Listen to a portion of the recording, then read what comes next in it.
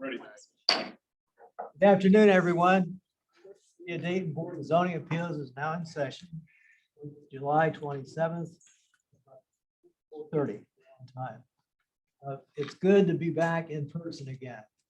After a year and a half of Zooming, we're kind of zoomed out, I think. Good to see the professional staff and my board members are all in good health and apparently good spirits.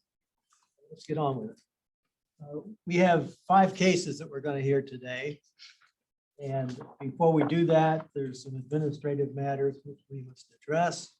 First of which is roll call, Mr. Secretary. All members are present except Ms. Tinkle, who had indicated that she would not be able to make it. Is there an excuse for that absence? So moved. The absence been excused. Now, board members, the minutes for the previous meeting on June 22nd. Have you read them and are they in order? I read them. I believe they're in order and I move to accept. Second. Minutes are accepted as submitted. And now, swear in the perspective. Sure. Anybody that plans on testifying here this evening, can you please stand and raise your right hand? Do you solemnly swear or affirm the testimony you're about to give will be the truth to the best of your ability? And if so, please say, I do. I do. Those of you who may not be familiar with our process, Ms. Graham has some information that could be helpful to you. For our first case, for the benefit of you who may not be familiar with our process, we wish to make some opening remarks which may be helpful. Board members are not employed by the city, nor are they compensated in any way. We are citizen volunteers who attempt to make decisions in the best interest of the community within the framework of the land use ordinance. The process we use for each case is as follows. The planning staff presents a report which describes the case. Then we receive additional testimony in this order. The applicant gives his or her rationale for the application. Those in favor of the application present their testimony. Those against the application present their testimony. The applicant is given the opportunity to make final comments. Board members may ask questions of anyone who has testified to clarify the evidence submitted. All speakers' comments are sworn testimony. If you plan to provide testimony, please complete a speaker's registration form and give it to the secretary. Your testimony should be directed to the board on the specific standards the board must consider in determining its findings of fact. A copy of the standards is included in the meeting handout by the board. When addressing the board, please give your name and address for the record. All decisions and findings are final, but in all instances, any aggrieved party may appeal by filing in common pleas court and serving notice on the secretary within 30 days after a decision by the board. Board decisions may not be appealed to the city commission. Thank you, Ms. Graham. Our first case number 2021-264. This is a combination of conditional use and variance case. The conditional use request is to permit a truck terminal for 6 dump trucks, maximum of 1 bay, 1,600 square foot metal building used for accessory repair and storage, 1986 Home Avenue. Parcels R72, 09011, 012, 72, 09012, 001 and 2. Light Industrial District. Also, the variance request is to reduce the minimum required lot size from 3 acres to 0.77 acres. To allow gravel service for truck parking, eliminate required 10-foot setback from right of way, 5-foot setback at the rear, to eliminate the street trees 30 foot on center avenue, eliminate parking lot curbs, and eliminate required building entrance and windows along the public street. The applicant, Richard Holmes. The owner is William Grilliet.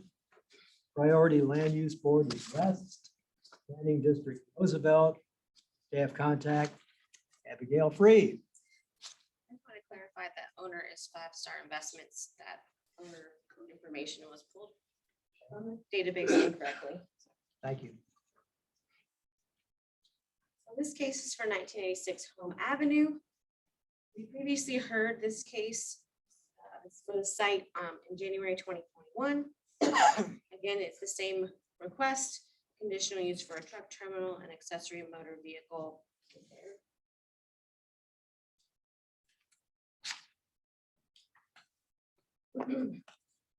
And then a variety of variances as well. As you mentioned, it's zone light industrial in the Roosevelt neighborhood. It's currently vacant land. I'm going to show you two maps on a couple of these slides. The one on the left is the current site map, and then the one on the right is what we heard in January. So since January, the property owner has finalized the vacation of South Orchard Avenue, the stub street that heads into State Route 35. And so on the left, there is an increased lot size of 0.77 acres. And then previously in January, the proposed lot size was 0.31 acres. It's still all zoned I-1. And here's a zoom in of the aerial. As you can see, they have over doubled the size of the proposed lot previous case, and now they are proposing that 0.77 acres here. The center is not a lot, it's the right of way there that they did. Here's some photos of the area. Outlined in red is the proposed site. They're proposing 6 dump trucks to be stored on site, as well as a 1,600 square foot building. They have increased their lot size from less than 200 to about 350 feet of lot frontage. You can kind of see on here, there's 5 curb cuts here. And they're proposing another one is what the 5th. And those are all existing curb cuts. Here's some more images of the vacant site, as well as South Orchard Avenue, which was vacated. This area is now within the it's adjacent to single family dwelling. Across Home Avenue to the north are some industrial uses and some more vacant land. This is kind of a panorama of the intersection of Home Avenue.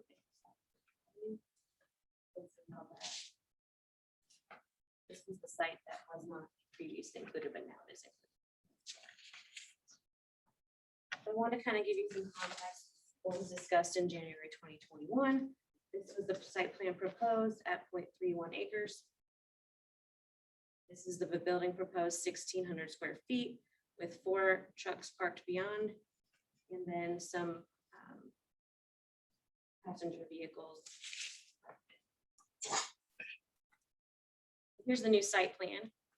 As you can see, the site did increase to 0.77 acres, but the overall redevelopment of the site remained the same. The same site plan, the same paved area size, and the same building size and setbacks. They have added 2 additional dump trucks stored here on the gravel surface. Here's a floor plan for the proposed building. We did make some adjustments and added 4 windows on the front elevation, yet the side elevation still has the man door and the overhead door. Here are the new elevations. This elevation would be off of home. For the conditional use for the outdoor truck storage, there are some specific regulations.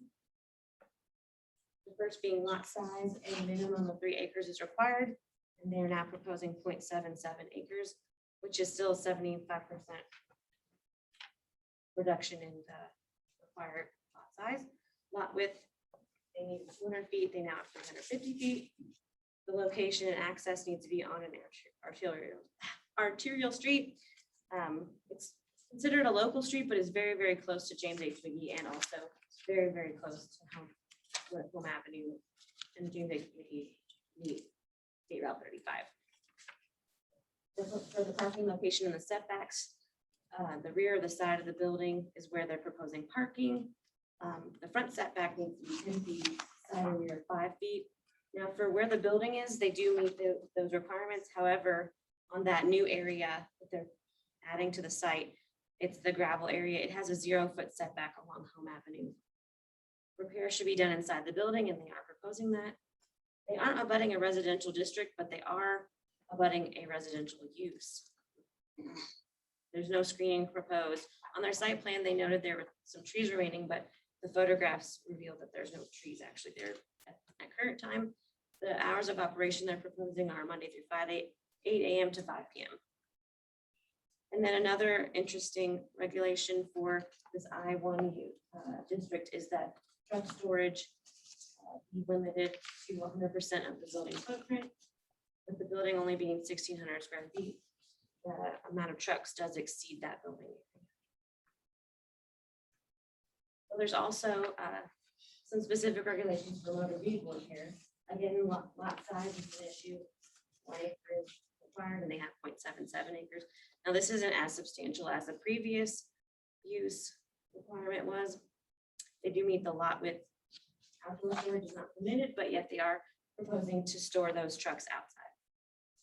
Access drive, they require 1 per street frontage. As I mentioned in that, showed you in that photo, there was a number of curb cuts along their street frontage. There's 4 along Home Avenue, 1 if you count the South Orchard vacated street, and they are proposing 1. So that's more than 1, about 6 total.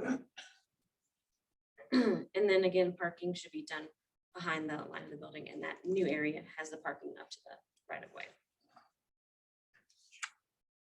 So some additional variances that were noted in the zoning refusal were the design elements, talking about the scale and height of the building, the architectural features. And I did add those windows, as I mentioned, and they added a brick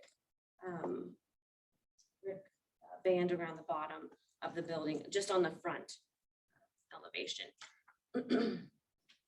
Here it says the principal entrance and windows should be oriented to the street frontage. And again, the door is on the side. Perimeter curbs will be required along the parking area, and there is none proposed. And they have connected stormwater.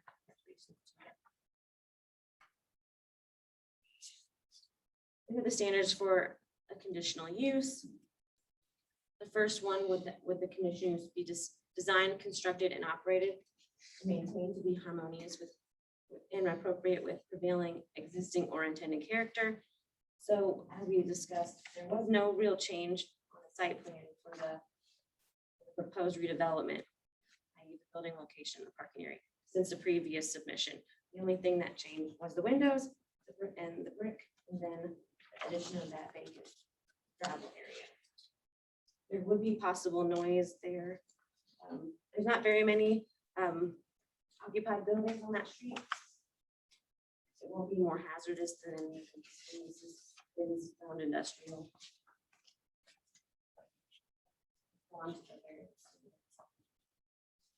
So is there a special condition for the site? It is a little bit of regular shape now that they've added that triangular piece, and then it does abut a wall in the back for State Route 35. This irregular shaped lot may be too small for industrial uses, and their variances are likely for any new use that will be on the site. There still is a substantial need for the lot size to be reduced from 3 acres to 0.77 acres. And again, is whether the property owner's predicament can feasibly be obviated through some other method. They could design the site to comply with more of the zoning regulations that we discussed in the previous meeting.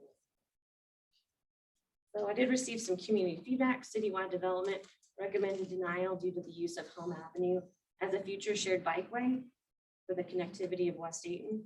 And then the West Land use recommended denial due to the lot size, not following that 3 acres.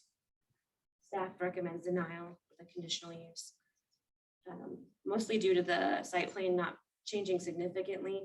And we did discuss maneuverability last time, and that was not changed with the previous submission, even though they do have now South Orchard Avenue is vacated, they have a lot more land to maneuver. And they have not provided any hardship evidence to eliminate those requirements of the zone. But I have come up with a couple, large number actually, of conditions if the board so chooses to discuss an approval. And I can read those. Limit of 6 dump trucks to be stored on the site. And increasing trucks would require approval on the board of zoning appeals.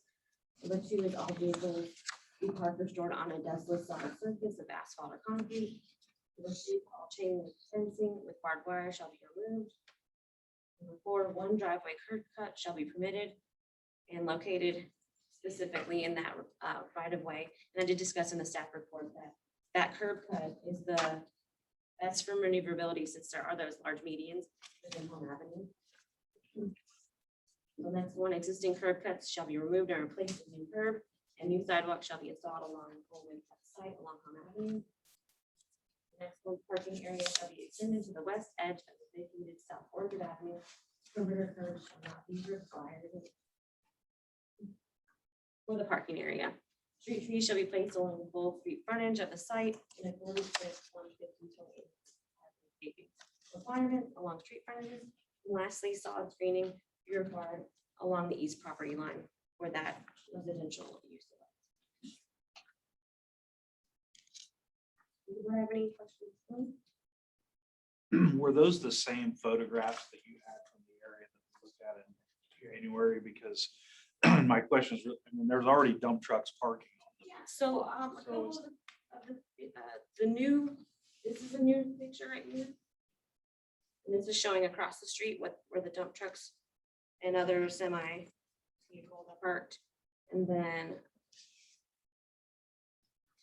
I guess This one. specifically is that. this is the new photo.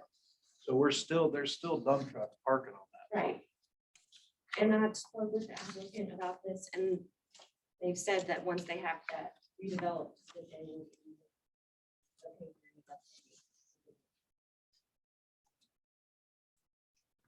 So is that the applicant that's parking dump trucks there against code now? Yes.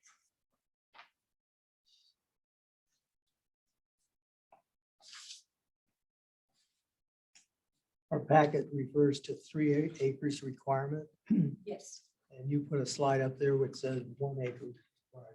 Would you address that for us? So 3 acres is required for the truck storage, truck terminal, but 1 acre is required for the motor vehicle repair. So there's the 2 uses that they're proposing each have a different lot size requirement. So one slide was for the truck terminal, one side was for the motor vehicle. Any other questions? Thank you.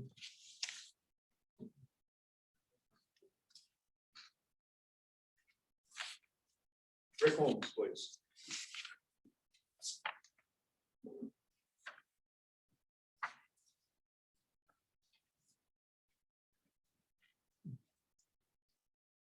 Just one. Thank you. Good afternoon. A couple clarifications. One, the parking of vehicles on the west triangular section of the site, excuse me, I'm Richard Holmes, 35 North Main Street. Couple clarifications.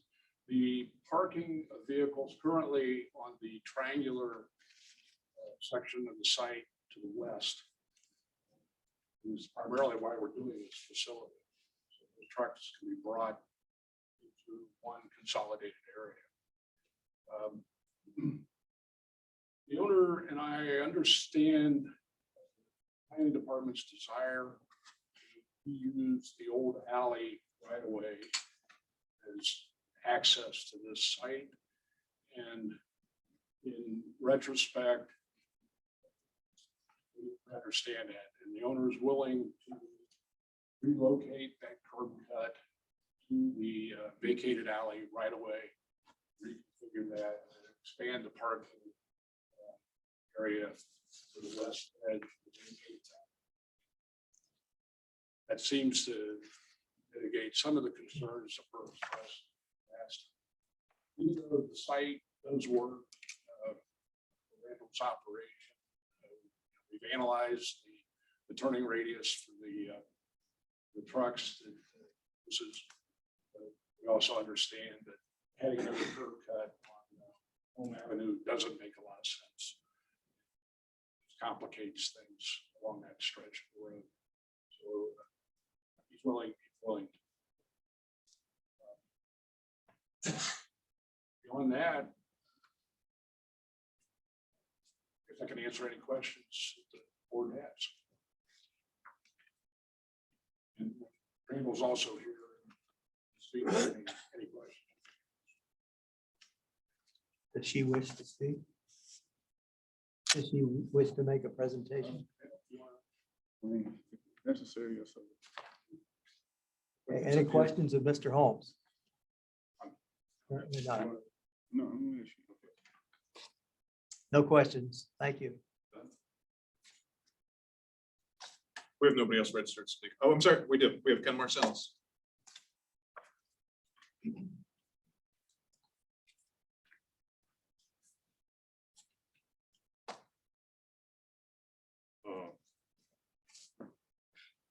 Good afternoon, everyone. Ken Marcells here representing the West Land Use Provider Land Use 101 West 3rd Street. Hopefully you have the recommendation from us in front of you, so without having to go into any additional conversation, I'm here just really to respond if you have any other further questions about our concerns related to our objection. Any questions for Mr. Marcellus? Yes, I have a question. Based on the testimony that was just given on, if they're willing to use the existing pavement and the curb cut and essentially expand the site development much larger, does that make you feel a little bit more favorable to the application? Giving that, or does that change anything about what your current position is on the? Fundamentally, the board's concern was that the rule and the requirements of this kind of an operation are there for a reason. And this doesn't even come to play. So while we're not against what he wants to do and all of that, the space is designed for a reason, and that's our primary concern. Thank you. Any other questions? Thank you. Now I have nobody else registered to speak. Mr. Holmes, if you wish to have the last word, you can do so.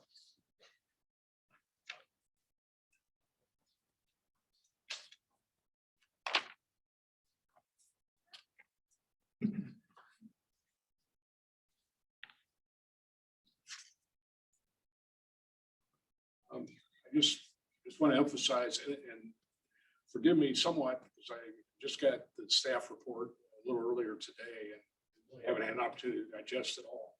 I think a lot of the recommendations that are in Abby's report make sense. Certainly willing to work with the planning department and zoning to make this project work, not only for my client, but also for the city. Long-range plans for that particular stretch of the road. Ms. Free, will you put the conditions up there that you're proposing? Abby's recommending denial. She said, but if you wish to approve it, you might consider these. Yes.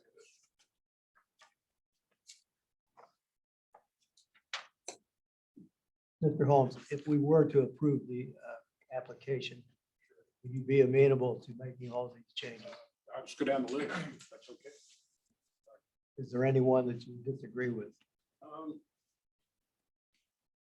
No, not really. The only thing we questioned was whether it made sense to add street trees all the way to the west end of Home Avenue. Look at the photographs. That area is pretty much wooded. And as it tapers down to about a 6-foot wide strip of land at the extreme west end. What's another tree gonna do? We're certainly willing, we've always been willing to put street trees in front of the building, and can even add additional street trees along the vacated alley exists. Putting one all the way down to the west end doesn't make a whole lot of sense to us. On the other hand, it's really not a deal killer. Probably another 4 or 5 trees. Okay, It just doesn't make sense. thank you. Well, board, that is the testimonial portion. Time for our discussion and a decision. Before we go to a decision, is there any off the top comment you'd like to make? Anyone? I still have concerns with the size of the lot.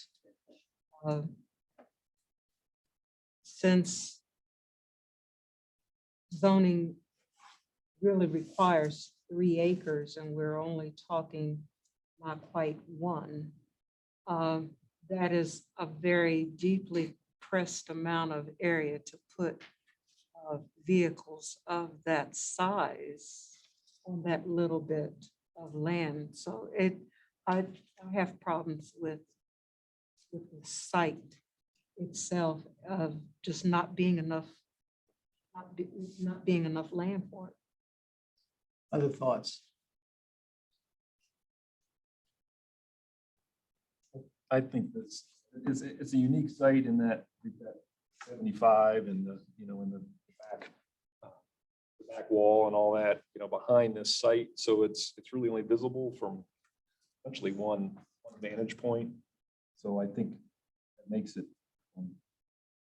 unique in my mind in terms of how it's viewed from the area.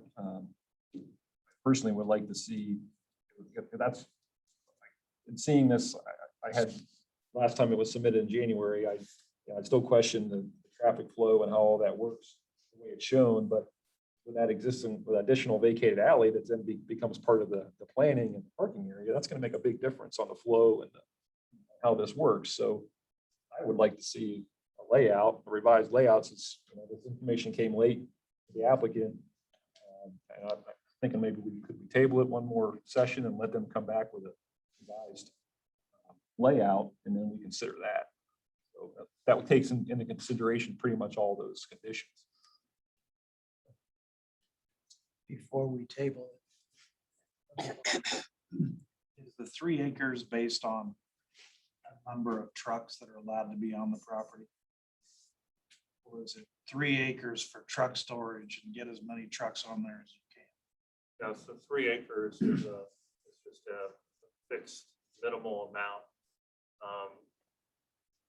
And then there are limitations of how many trucks can be stored, and that's generally in relation to the proposed principal building size, which I think it may have been missed. I think with the 6 trucks, they're perhaps over 100% of the building size. Although these are dump trucks, so they're not, as large as a semi-truck and trailer would be. So because didn't it say that the parking could be the same square, it can't exceed the square footage of Without a variance. That's so correct. if the square foot of the building is 1,600 feet, right? So let's say a dump truck's, I don't know, 10 by 30. That's 300 square feet. So 6 of them are 1,800. So only 200 square feet over on the building, relationship of the truck to the building. I don't think that's double. Now, I don't know exact dimensions of a dump truck, but That's close. No, I would agree with that. so I maybe the 300 if you're going to be, you need 3 acres if you're going to park trucks or something. When you park 6 trucks, maybe you don't need 3 acres. The other concern I have is what else is this property going to be used for? It's just, it's not much, Again, the 3 acres or the amount of truck storage is correlated with principal building size. which in this particular case, it's not a particularly large building. Limiting to 6 trucks or 5 trucks Keeps it sort of in alignment. keeps the ratio. Yeah.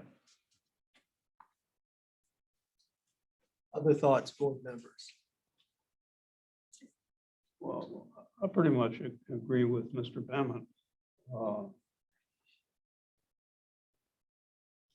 I think putting all of these conditions on it would make the thing possible. As long as you have, don't have, like in the one drawing, you had trucks that were just parking right off of the street.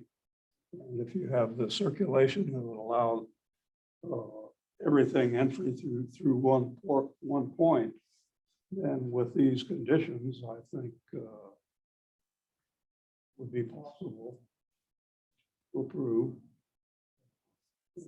Comment that what else will you do with it is well taken. And I believe with these conditions, it would be a presentable situation. I would feel much better, but right now, the way that the parking and flow of that site is laid out is that dump trucks pretty much have to back out onto Home Avenue.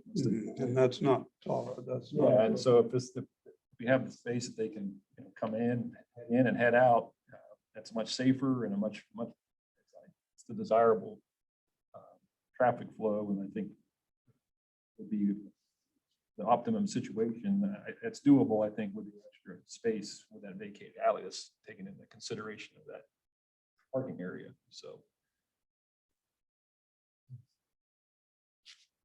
You made a comment earlier, you'd like to see a revised site plan. Do you stand by that? And is that something you need to decide on?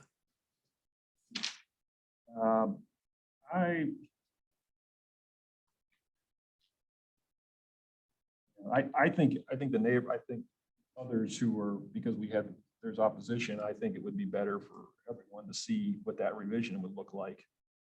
Consider this would be a better course of action than to let that happen sort of in the staff level with this case, just because of who are against it and all, including the city itself. I think we want the staff to feel comfortable with this also. So is there a motion to postpone this to another date?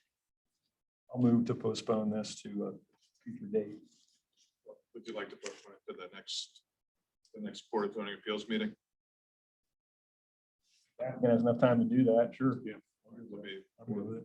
fourth Tuesday in August. Fourth Tuesday in August. Okay. Is there a second to the motion? Second. Motion by Mr. Beaman, second by Mr.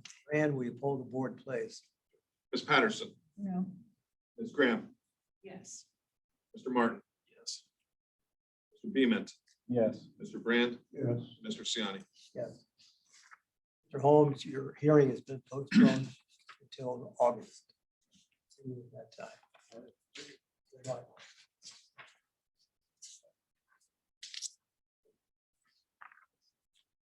Our second case number 2021-272. This is a conditional use application.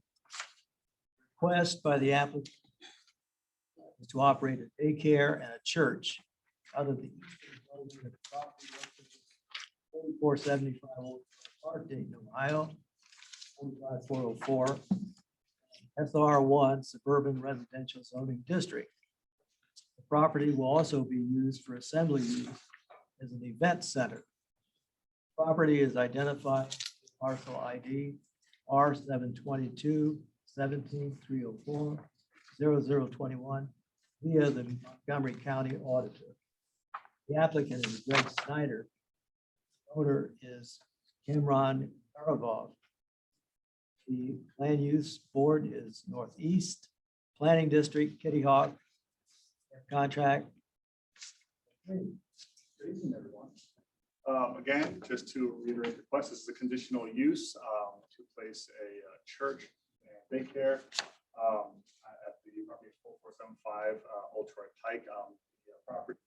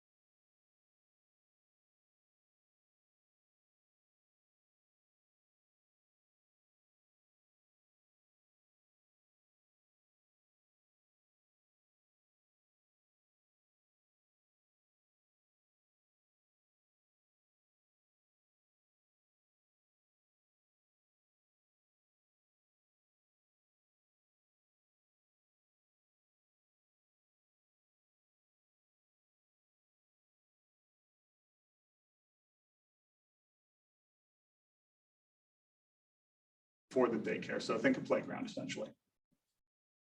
This is just a photo of the rear of the property. I just really wanted to get the scale and depth of the rear parking lot here.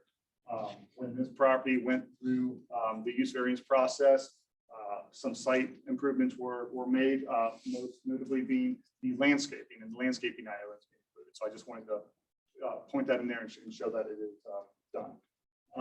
I would like to note that if you all can see right here, there's little specks of brown there. Some of the landscaping is dying or has died.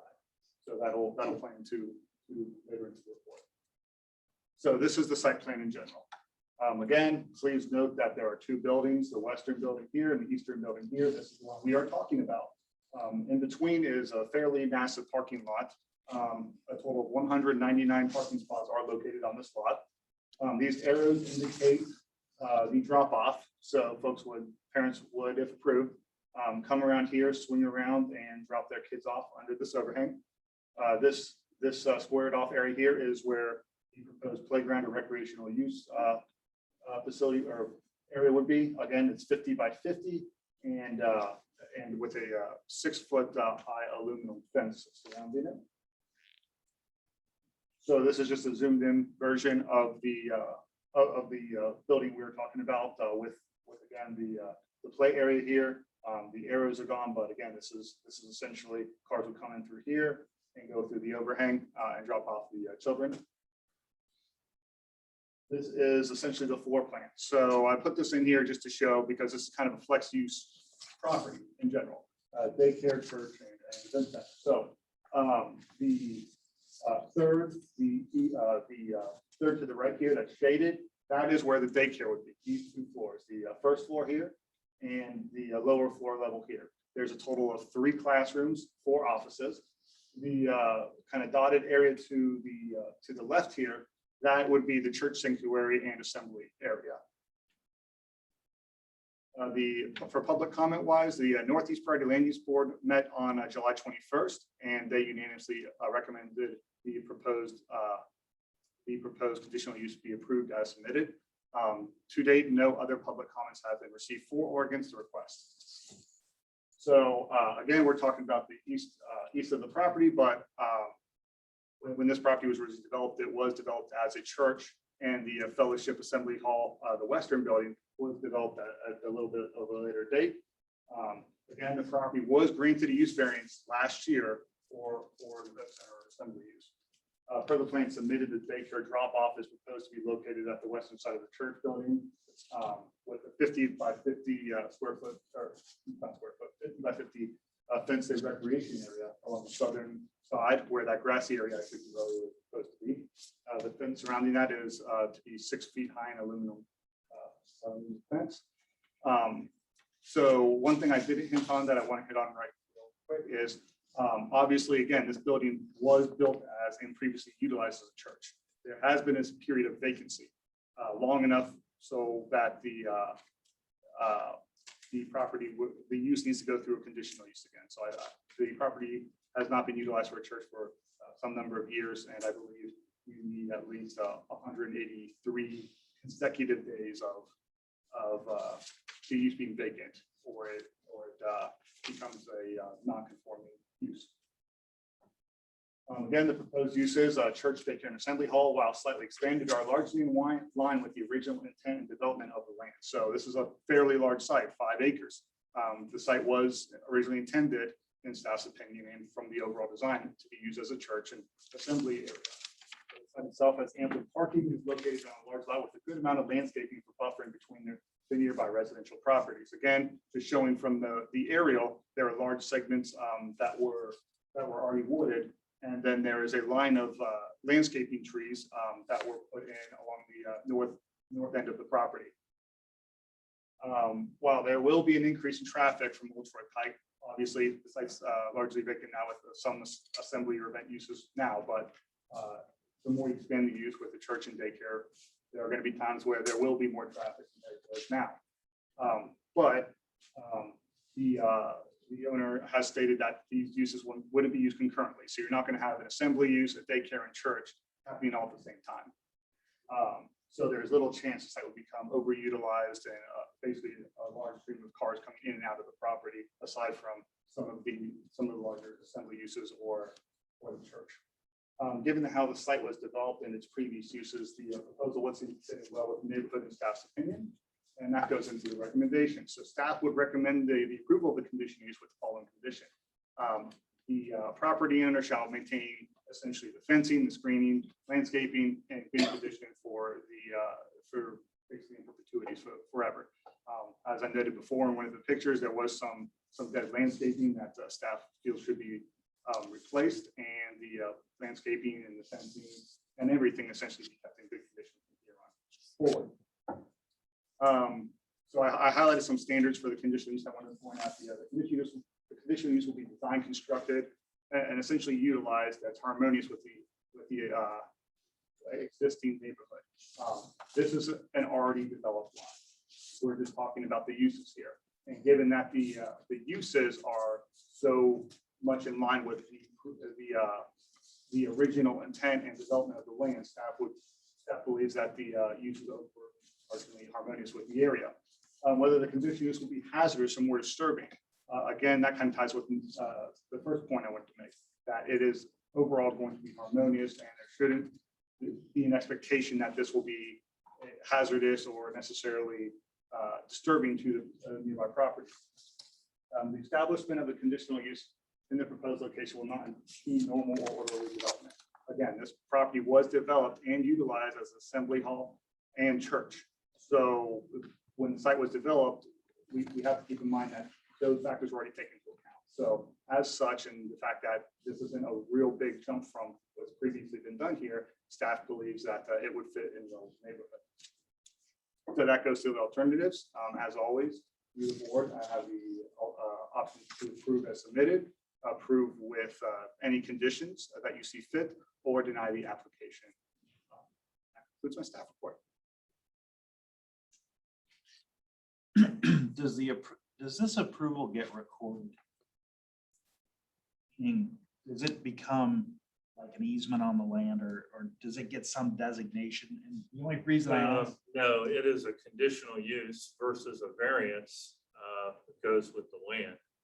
I guess If that's just saying that the property owner in perpetuity shall maintain. I mean, the property is going to get sold, right, at some point.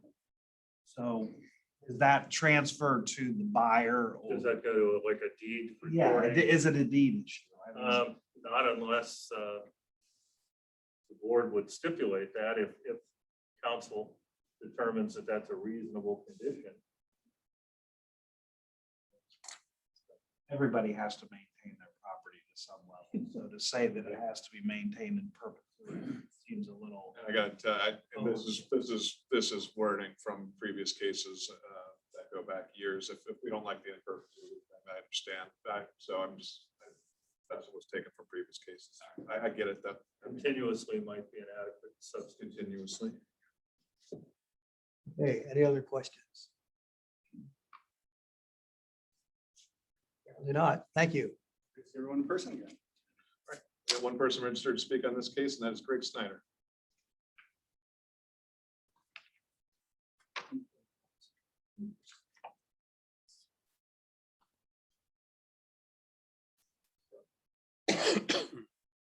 Hello, my name is Greg Snyder with RDA Group Architects, applicant for this.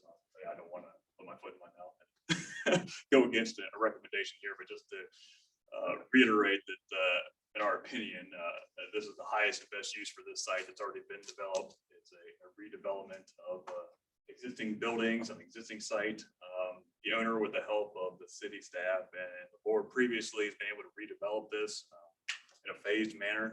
Originally, we went for the event center, so that the fellowship hall be converted over. That was completed. So the building's been completely modernized. The Royal Banquet Hall is up and running and successful at this point. So the owner has been able to turn their sights onto the eastern building.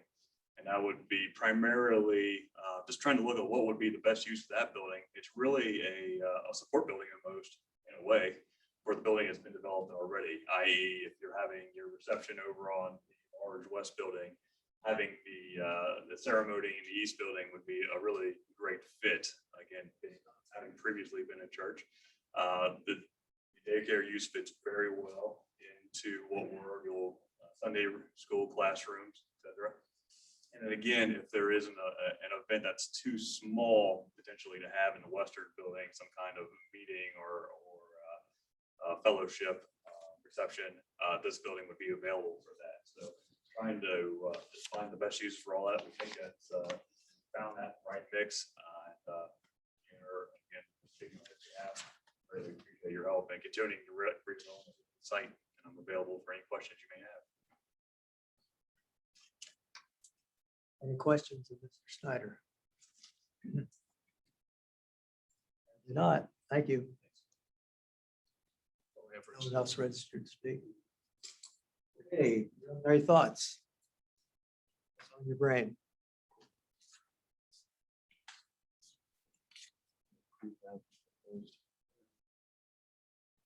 With daycare, we're concerned about the safety of children, and it looks like they have a good pickup. Any thoughts, positive or negative?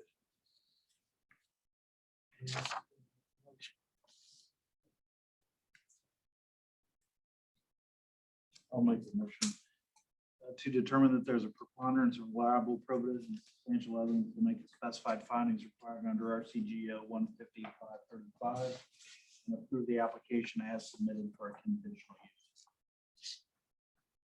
use. As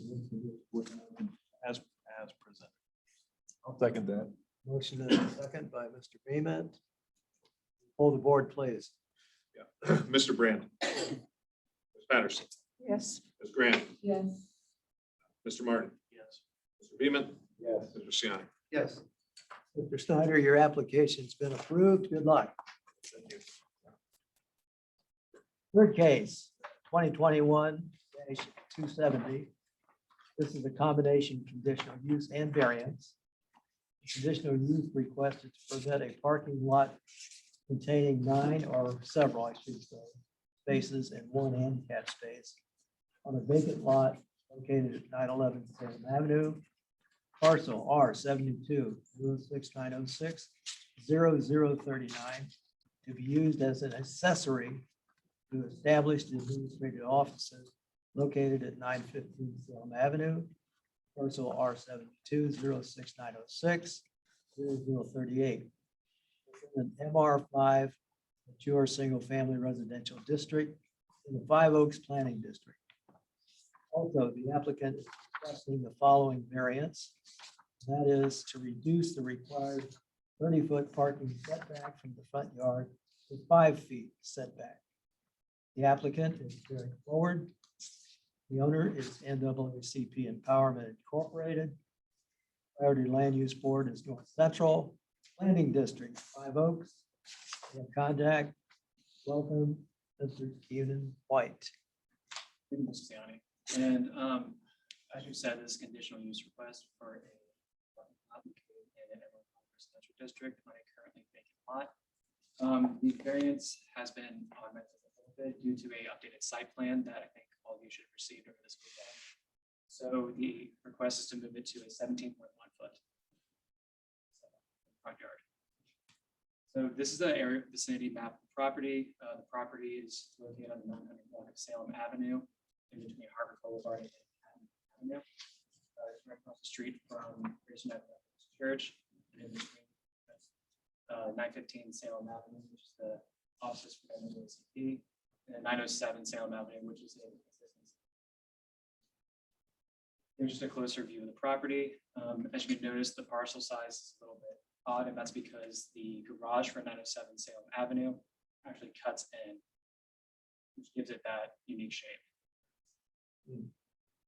For the zoning, it's pretty much on in the MR5 residential district. However, you have an eclectic residential side of the property, which is where the church is located. I'd also like to point out that there are districts in this area, and it's along Salem Avenue, which is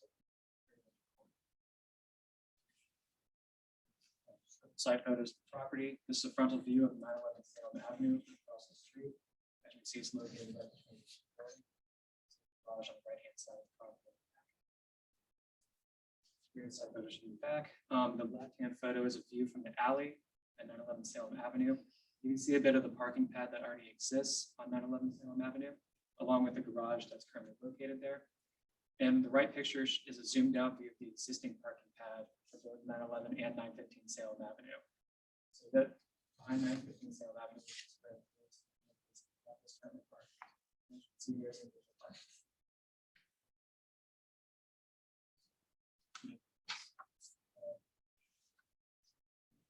So this is proposed site plan for the lot. Some of the important aspects of this site plan is that there is a 17.1 foot front yard setback, which has been increased from 5 feet in the original site plan in order to bring it further into compliance with the code. I'd also like to point out that the westernmost spot in that parking lot is bashed off for an unloading zone for a handicap spot. So no cars will be able to technically park in front of the building line. It's the setback slightly, even though it's still covered by the structure. Another feature is that there's a right turn only drive apron that will be installed to prevent entrance from Salem Avenue. If you want to enter the parking lot, you have to go through the alleyway from either Manhattan Avenue or Harvard Boulevard. And it's a one-way parking. Also, driveway at the egress goes from 16 feet to 11 feet. And there's signage for do not enter and right turn only located at the exit of the park. The applicant has also included landscaping around the parking lot on the north and southern end in the form of and along with the western portion.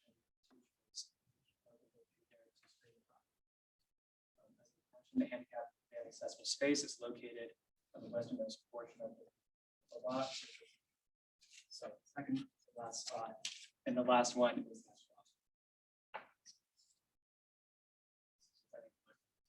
spot. So public comments, the North Central Priority Land Use Board met on Tuesday, July 6th, and voted unanimously to support the project as proposed. Since then, staff has received 2 letters from the applicant that were originally shared at the Land Use Board meeting. First one is from the tenant at 907 Salem Avenue, which is the house directly south. And the other is from the pastor of Grace United Methodist Church. Both letters were in support of the request. Staff has also received an email from the owner of 907 Salem Avenue regarding the impact of the project and how it would affect his property value. But that owner is not followed. That owner's not. He hasn't followed up with me since. I had a brief phone conversation with him and indication whether he supports it. Staff analysis, the subject property is currently a vacant grass lot that formerly contained an abandoned single-family house. That house was demolished in, I believe, 2018. As I said earlier, vehicular access to the parking lot would be via the alley that runs parallel to Salem Avenue from either Harvard Boulevard or Manhattan Avenue. The hours of operation for this parking lot would be Monday to Friday from 10 a.m. to 2 p.m. And it would serve the staff members at the NAACP office. If approved, the parking lot on 911 Salem Avenue would accommodate 5 regular parking spaces and 1 handicap van accessible parking space. And these would be connected to the existing parking pad at 915 Salem Avenue, creating a total of 9 spaces. I also previously mentioned the front yard setback would be 12.9 feet short of the required minimum. The applicant has worked with staff to bring the project closer to compliance by increasing the setback from 5 feet originally to 17.1 feet. I'd also like to point out that the site plan includes ample screening to integrate the project into the neighborhood and provide a productive use. As such, staff's recommendation is to approve the application as submitted with no conditions. As I said, the applicant has worked extensively with staff to bring the project to zoning code. Staff believes that this project will add utility to both the offices, making them more viable and accessible, as well as integrating it into the neighborhood due to the landscaping and trees that are proposed around the park. I just want to highlight a couple of the standards for conditional use, mainly the one that this use will not be more hazardous or more disturbing to the existing and future use and enjoyment of properties. This is going to be a landscape restricted parking lot, and it will not be more hazardous or disturbing than the existing vacant grass lot.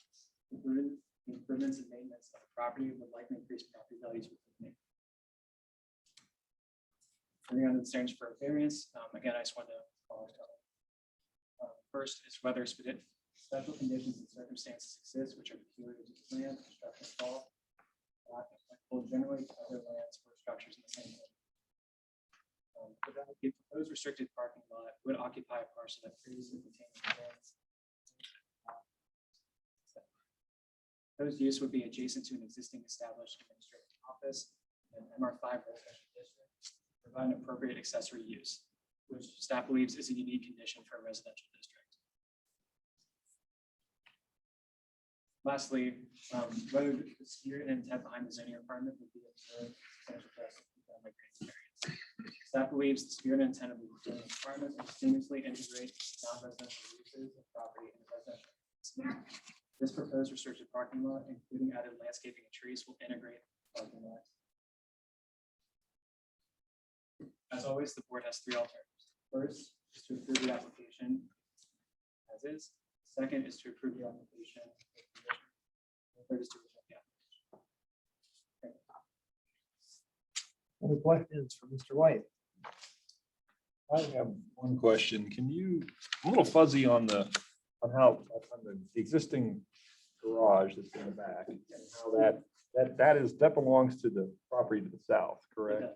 So is there an agreement then as far as access? Because it looks like the door for that garage is going to be accessed off of the paving and access to this parking lot, correct?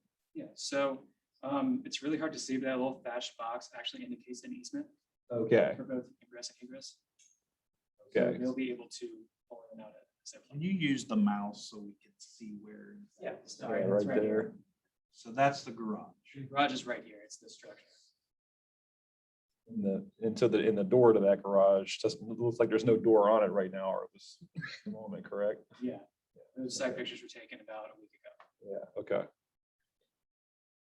So and that easement is being granted then to this, to the applicant to have access on that owner's property because they own that access to their garage. Is that, I understand?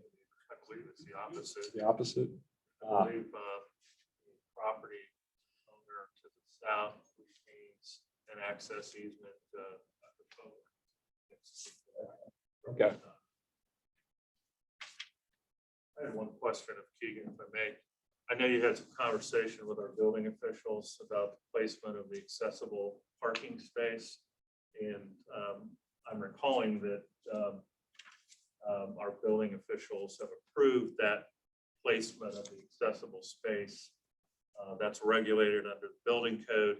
And what they require is that it's the quickest travel distance. The placement of the accessible space has to be the nearest travel distance into the building itself. And that's, you would, am I imagining that, or did you have some conversation with Mary Jacobs about that? Yeah, we definitely talked about that. And so the space was, handicap space was originally supposed to go in the back of the property in close proximity to that walkway right there. However, after speaking to the applicant and the engineer who drew this plan, they decided that the forwardmost space would be have the most utility, since the ramp to actually get into the property is at the front. Other questions? Could you go over the landscaping a little bit more? Yeah. Meaning in front of what type? What's the view from the street, so to speak? So if you were driving up Salem Avenue, you likely wouldn't see any cars parked. That's due to the increased setback and also due to the fence that's running along this side. So that fence will be about 6 feet high. And then behind it on the interior of the property will be shrubs. And I believe these are trees right here. And then the screening on the western portion will be 2 trees, one right here. And then on 915 Salem Avenue, there's maybe another right here. In the northernmost portion of the alley, there's also a fence and then bushes lining the inside of that as well. So you won't see, going northbound, you will not likely see cars parked right up on the sidewalk. It'll be set back appropriately. What is the egress, the automobile egress from that? So, sorry, can you restate your question? The egress, the cars, how do they get out of there? Okay, so they exit here and it's a right turn only drive apron, so they can only turn right on Salem Avenue. And I guess that's one of my questions. So they're obviously it's anticipated that some percentage of the vehicles leaving are going to end up making either a U-turn on Salem or going into a parking, to a street, turning around to head back if they're heading south and going downtown for that situation. So, I don't, that's discussed and, that's just gonna be the way it's gonna be. Sounds like, so there's only one option, right? I'm sorry, I think at the stoplight nearby to the south at Harvard, Salem, the preference was from traffic engineering that egress be right turn only. Yeah, it makes sense. It's just that it just creates another situation where people ultimately want to go south. You're gonna have to make that turn at some place, so. Other questions? Apparently not. Thank you.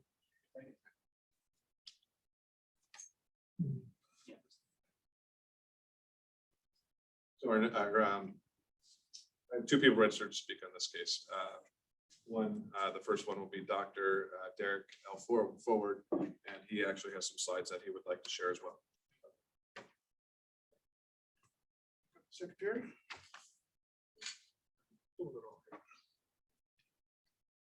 Hello, Mr. Chair and members of the board. Board of Zoning Appeals. My name is Derek Forward. And,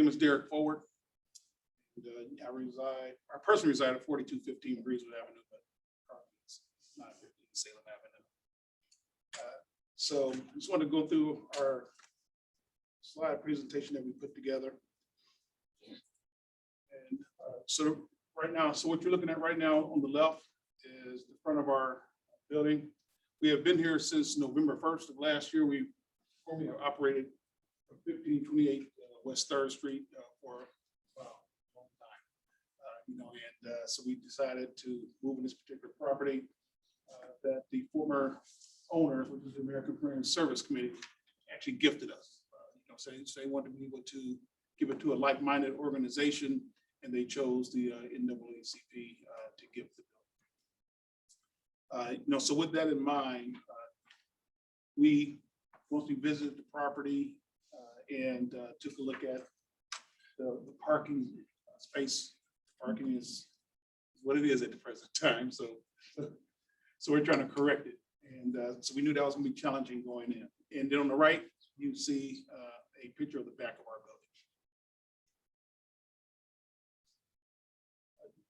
building. The upper left, you've probably already seen it right there from the presentation that Keegan just gave. And to the right was where a house used to be. So there was a house there before. And then you can see in the back to the left, there was a garage back there. So that the property at 911, they own all of that property back there, but they allowed an easement for property at 907 to be able to go in and outside in out of their garage. So that we are considering as our future parking lot. Then lower left, you see now that the structure is taken down. It's just a blank land. So when we first got there, we knew that there needed to be some capital improvements made. So the first order of business was to get a new roof. So we actually invested considerable amount of money to pay for a new roof on the front, as well as a new roof on the back. So we did that in October prior to actually moving in on November the 1st.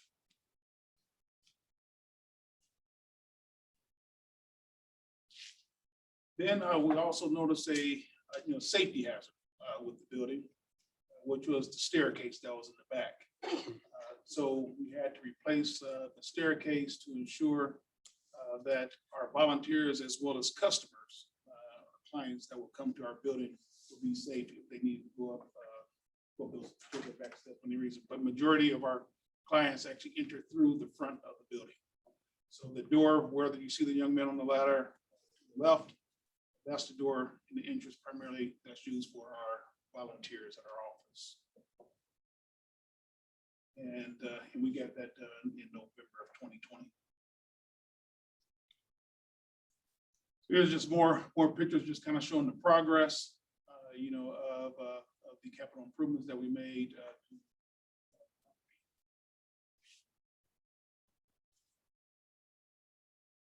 Then, and of course, people want to know, well, where does NAACP, where y'all located? So, so everybody, like I said, was used to us being on 3rd Street for many years. And so now when they come down Salem Avenue, they know that we're on Salem Avenue and we're open for business.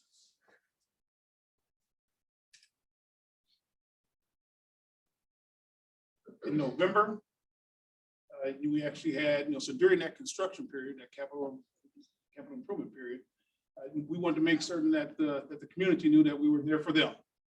So we fed, close to 200 families inside the Five Oaks area back in November, during Thanksgiving.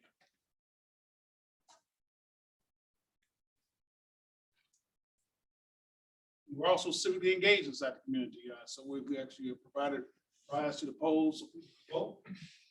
And as you see to the right there, so you may recognize that distinguished gentleman, former Senator Tom Roberts, setting the path for the young men to go out there and start giving people rides to the polls and talking about voting.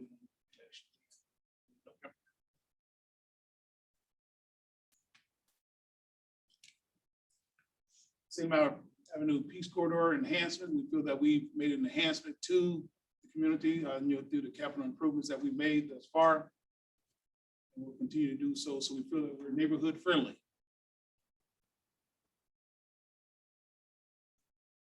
Not only did we feel that we're neighborhood friendly, but we actually, when we very first got there, Steve McElvey reached out to me and wrote a letter. I don't know if you can actually read that from the board. You may not have that, but so this one, if you don't have, I'll just read excerpts from it.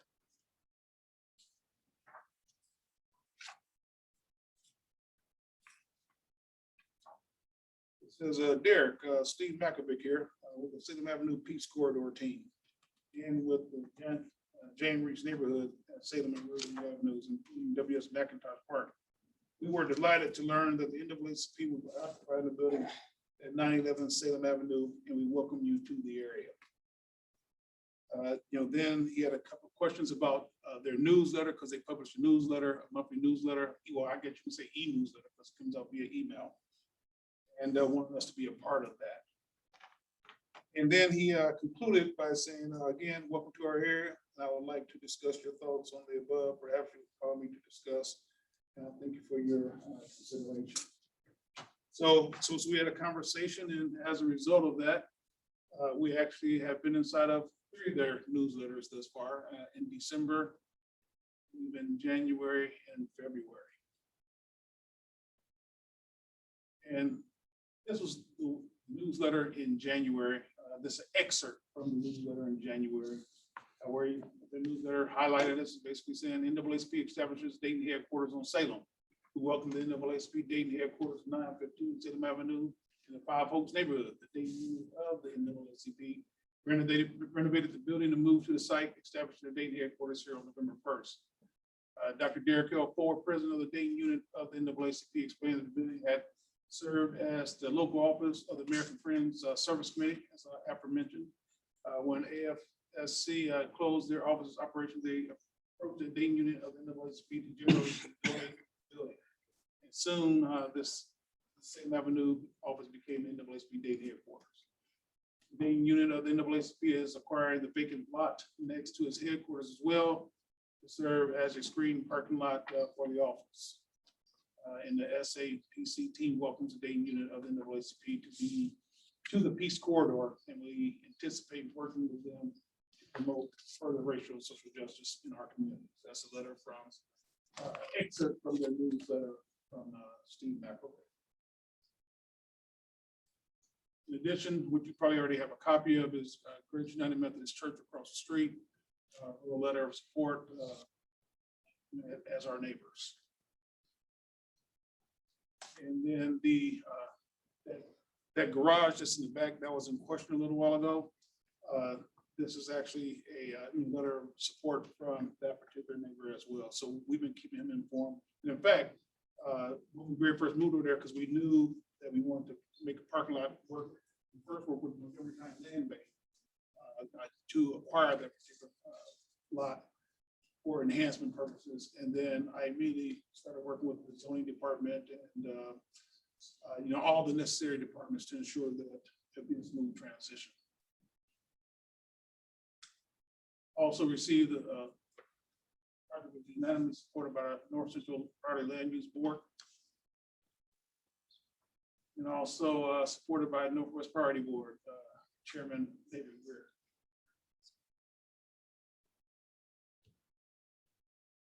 And we're here with vision and purpose. We want to just make certain that we continue to be a blessing to the community. Okay. Any questions? to board members? Thank you. I've got one question. So, I'm looking at the overall circulation plan and things, and as I'm listening to you speak, and we've had this come up at other cases where it's not going to be the easiest to find how you enter your property. And I'm just thinking about volunteers and people who are coming to see you for the first time. And I noticed that there was a comment made from the priority board, land use board, about, maybe some additional signage or something just to help folks know that they've got to turn into Harvard, more than likely to get back to the alley to get into your facility. So I don't know if have you considered anything like that at all? Because I don't think that's been mentioned. I know you get access to that, and maybe it's just a matter of putting that on your website and giving folks directions so they know how to actually get into your parking lot. So they're not trying to turn, even though it's going to be marked "Do not enter." I can see that people are still going to try to turn off of Salem because you have a Salem address, or into your property. So just wonder if you can comment on that a little bit. Yes, sir. So currently the way the structure is made now, everybody, that building has been there for a very long time. American Friends Service Committee operated for decades. And everybody knows who was associated with American Friends Service Committee, as well as with the Dane Union NAACP since November, know that you must enter through either Manhattan and or Harvard. Okay. So the conversation came up with the zoning board, so we basically discussed that, and we said in terms of adding additional signage, like before the light at Harvard or before Manhattan, then you're getting into the city's property that doesn't belong to us. Yeah, it's not the easiest thing to do, I Right. know. So that's why, because initially one of our plans was the parking was going straight out. So in speaking with zoning, they said, okay, well, since that was an issue, or since that did come up, not an issue, but since it came up, let's make a curve straight to the right, and it forces people to go right. And then on the back side, so there's a sign that as we're going out of the lot that says right turn only, but on the opposite side of that sign, it says do not enter. Right. That could be supplemented with some added messaging, directing people to the alley via Harvard, just such directions. Okay. Thank you. And so the other. Yeah. Well, are you done? Yes, yeah. Okay. We have one more person registered to speak. Would you like for me to call him up? Please. Don Bruning, please. I'm Don Bruning with Admiral Engineering, did the site design. Available for any questions you have on the site. Any questions? Apparently not. Thanks for coming. I do like the move for putting your handicap space, in the drop off near the front. I think that was a good move. So doing that, proposing that. Thank you. So we have registered to speak on this case. Okay. So off the top, what are you thinking? Any issues?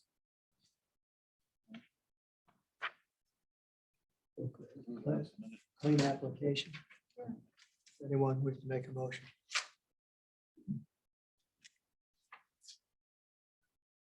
I move that we accept the proposal as presented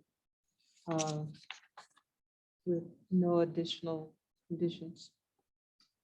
Motion by Ms. Patterson. Is there a second? Second by Mr. Brand. Mr. Secretary, will you hold the board, please? Yes, sir. Mr. Beaman, Yes. Ms. Graham, Yes. Mr. Martin, Yes. Ms. Patterson, Yes. Mr. Brand, Mr. Siani. Dr. Ford, your application's been approved. Wish you well. Fifth and final case. Fourth and final. I can't count. This is a combination of conditional use and variance. Conditional use request is to construct a 32,000 square foot child daycare center. And the variance is to increase the maximum lot coverage from 50% to 67%. Secondly, to reduce the minimum side yard setback from 20 feet, to 12 feet, 6 inches. And thirdly, to reduce the minimum required off-street parking spaces from 130 to 72 on 2.5 acres. 401 Nassau Street, City Lot, 6968, within the MR5 mature single-family zoning district. The applicant is Michael Taylor. The owner is East End Neighborhood. The priority land use board is Southeast Land Use Board. The planning district is Twin Towers. Yeah, contact Jennifer. And our. Hi. A couple of additions since your packet, the site plan has changed. So now we're asking for a fourth variance for the front yard setback. It's a little wibbly on what it should be. It's supposed to be an average, like the whole block is vacant. So the average of nearby properties across Nassau and Dempsey is about 20 feet.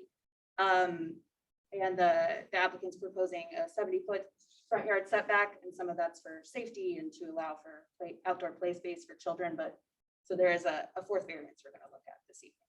Okay. So this is the site.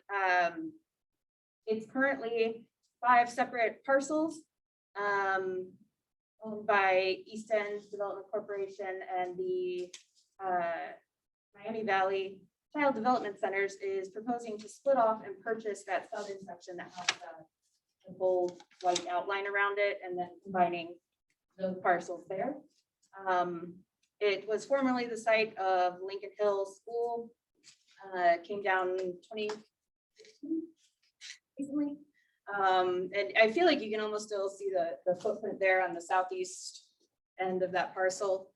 And then just to the north is Lincoln Hill Gardens, which is a co-op gardening and farming run by Mr. Mary. This is a look at the zoning. As you can see, it's pretty squarely in a mature single-family residential in Twin Towers. There is some mature multifamily nearby, and then you can see the commercial areas of Wayne to the west and Xenia there to the north. This proposed facility would also serve the Walnut Hills, Linden Heights area. It's kind of in the middle of all. Just in a oblique view looking north, just to give you kind of almost a 3D view. This still doesn't even quite capture the grade from the corner of Nassau and Dempsey, north up to Harper, and then down west to Dover Street. There's a huge grade change. This is the perfect weather for walking around for a site visit. So we'll look at pictures and stuff. This is looking northwest towards downtown. You can just see the buildings there. Actually, it's a really nice view. This is the current vacant lot where the school was. You can see over here, Lincoln Hill Gardens. This is looking northeast. So you're starting to get an idea of exactly how far down this comes. You can just see Lincoln Hill Gardens, the structures up here. As you're looking at the site plan, this is kind of the area where the parking would be, and then the structure at the top of the hill. This is looking southwest, so you have Lincoln Hill Gardens here on your right. This is the vacant lot here, and then you can see the homes across the street on Dempsey. So this is the proposed site plan. Again, here kind of at the bottom of the hill, we have some tiered parking that'll come up to the main building, which is proposed at 32,000 square feet. The entrance, as opposed to being towards a street, like we would like for other institutional or commercial structures, is going to be located, proposed to be located in the northwest corner, and that is mostly for safety, for drop off, pickup. This is kind of a C-shaped pickup drop off area that's covered. There'd be no access to the parking lots from Nassau. However, there would be like an area for trucks to make deliveries. And then this area is all outdoor play space.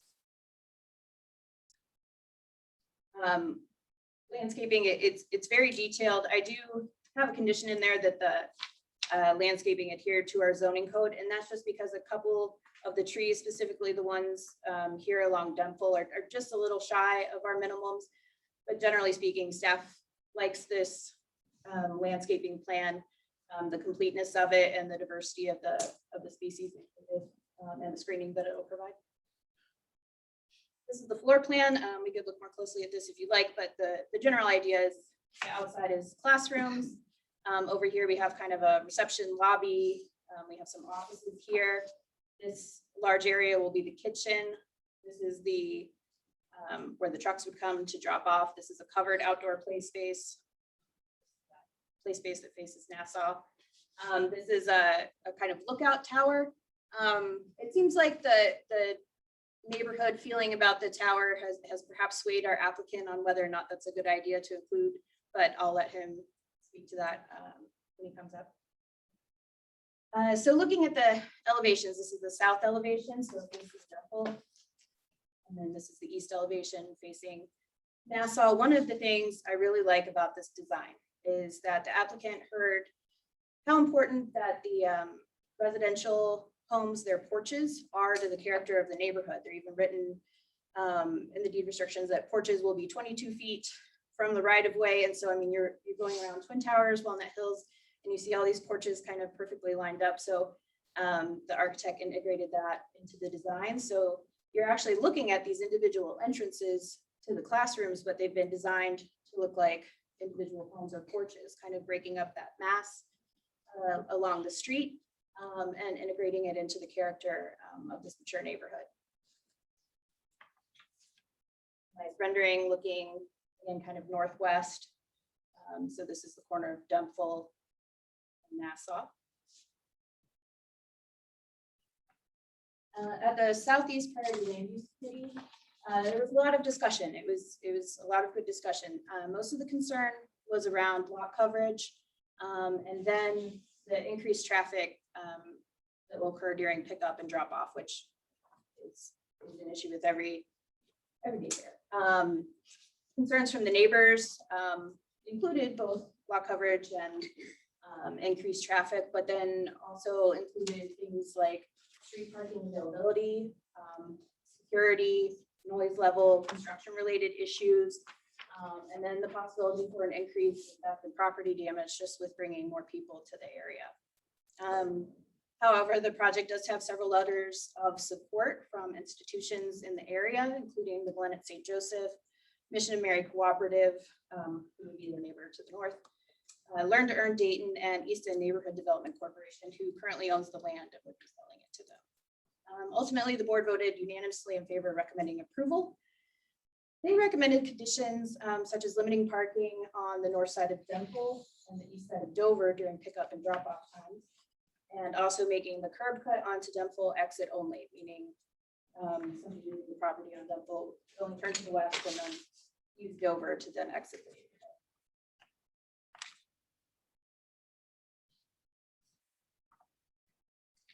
So in my staff analysis, looking at some of the basics again, it's on the former Lincoln Hill School site, which had roughly the same building footprint. The hours of operation would be weekdays, about 6 a.m. to about 7 p.m. Proposed at maximum 350 infants, toddlers, and pre-K children. Now, not all of that would be at the same time. There's an AM, PM schedule. Proposed 43 employees, 5 to 7 small buses used for transport. In the main entrance located on the northwest corner of the building. truck delivery shielded from street view on Nassau. And ultimately, staff is recommending approval with the conditions that the landscape plan meet the minimum requirements of the zoning code. And then also to address the lot coverage concern that rainwater collected as a stormwater management plan shall be offered and made available to gardening efforts in the neighborhood. Phrased that way so that it could potentially benefit the farming and gardening use that currently exists to the north, but then hopefully open enough that if and when the situation changes, that they'll be, the owner of this property will be ingratiated to the neighborhood and can help with gardening and farming, whether it's Mission Mary or another. You have to move the water north or uphill. Yeah, they need a pump. There's all kinds of fun stuff they can do. Rain barrel. I learned so much on this case. Standards for a conditional use. The one that I think is most pertinent to this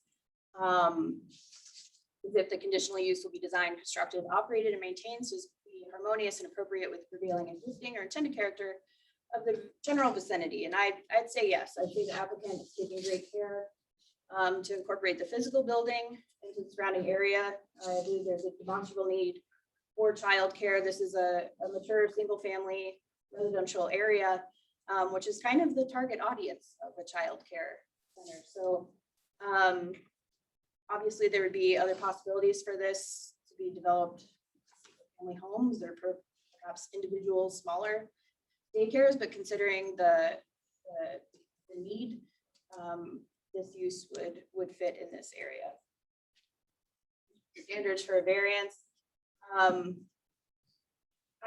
would say that under C, whether the variance is substantial and is the minimum necessary to make the reasonable use of the land or structures. The variances requested are somewhat substantial. The proposed lot coverage is a third of an acre over the maximum. The proposed street parking is a 45% reduction from the minimum. And the side yard setback is short and the front yard setback is long. That said, the variance requested are the minimum necessary to make use of this land as a child daycare intended to serve the mass of children that it intends to serve. In terms of lot coverage, a residential home could cover up to 65%. For a building like this, our maximum is 50%, and it's at 67%. So it'd even be beyond the maximum for a single family home, but not by that much. The proposed off-street parking, we really feel like it falls right in that sweet spot. We don't necessarily want them to have more parking and lose outdoor space, but we don't want them to have any less parking and not have enough for their employees and the people coming to the daycare and then taking up that off-street parking in the area. And in terms of setback, I believe the front yard setback, the children have ample outdoor play area. And then the shorter on the south side facing that gives the building room to accommodate.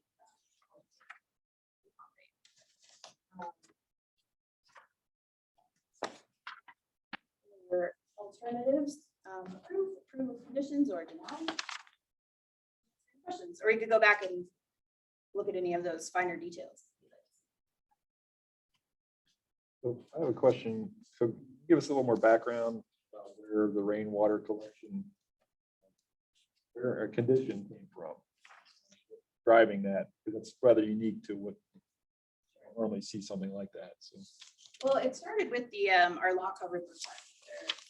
Over that lot coverage requirement. Most of these will have that requirement is so that the stormwater doesn't become a problem for anyone, whether that's a neighbor, so it doesn't overwhelm our system. So all this impervious surface, where's the water going to go? And we talked about that a lot at the county land use committee. So we were all kind of thinking ways for that to be mitigated. I mean, obviously you could reduce the size of the building, but then it could accommodate children. Are there possibilities for do the roof or the surface of the parking lot? What are our options here? And it seems like with the farming and gardening use directly to the north, that there could be a partnership there in mitigating stormwater and also providing water to the use next door. So, and after talking to our Department of Water and hearing what the Ohio EPA standards are for sites that are greater than 1 acre and the stormwater planning that they have to do, and the options available to them for that, whether that's a vegetative swale, which I Googled pictures of and just looks like a hill, or other things like rain barrels and rain gardens. So I didn't want to get too detailed in the condition, but they'll have a lot of options available to them, and I think it would be appropriate for that to service the neighboring needs. Thank you. But this,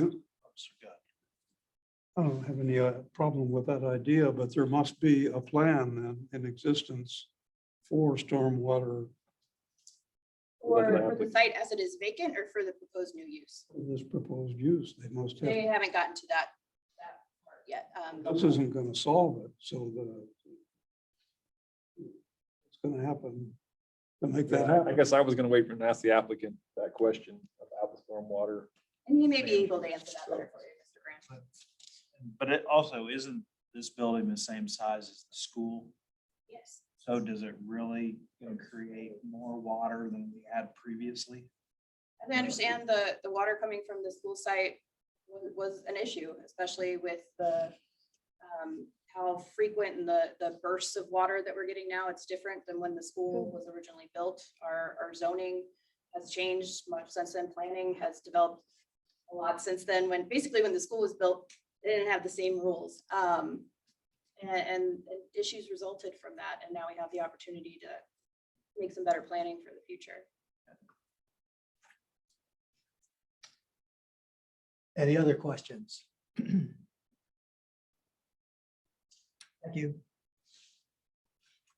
Right. I have 7 people registered to speak. I don't have the applicant registered. I assume that he's, well, yeah, I'm about to then. Why don't you head on up to Mr. Taylor? I got you.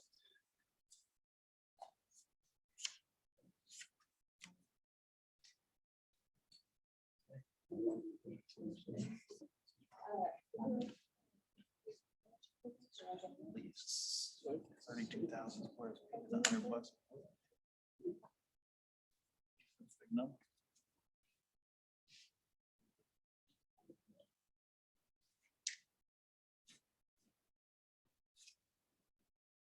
Mike Taylor, Vice President, Pinnacle Architects, 480 Vantage Point, Waynesburg, Ohio. First of all, I want to thank the BZA, Mr. Chairman, members for being here this long tonight, and hopefully we'll make this as concise as possible, but it is an exciting project to us and NBCDC. I have to give thanks to Jen and to Carl. This process is a little bit complicated. We had major site plan review, find out it's conditional use and an MR5. Then we have variances. So I think we've gotten through all that process. We thank them for their guidance. And actually, to start with kind of we did want to look at the history of the site. We know there's been several things planned for this site. Right now, there's really a great program, Sisters of Mary, an urban farming program just to the north of this. We've spoken with them. We think there's a lot of synergies there. We've spoken with East End Development Corporation, who of course owns the site. A lot of synergies there. I think it's the perfect site for this project. It fits very well. The old Lincoln School, at least the last Lincoln School, there's been 2 Lincoln Schools on this site. The last one went north and south, and it went a lot further north than our building. It was 2 stories. It was up on an 8 to 10 foot plinth. So it was a very tall building, big building. Our building is 1 story. It's 18 feet max around the perimeter. And as Jen said, we've tried to break the mass up with the kind of emulating the neighborhood, the facades of the homes, the porches, the overhangs, and the porches you can see over here on this side of the site. This is an ornamental iron fenced area for outdoor play.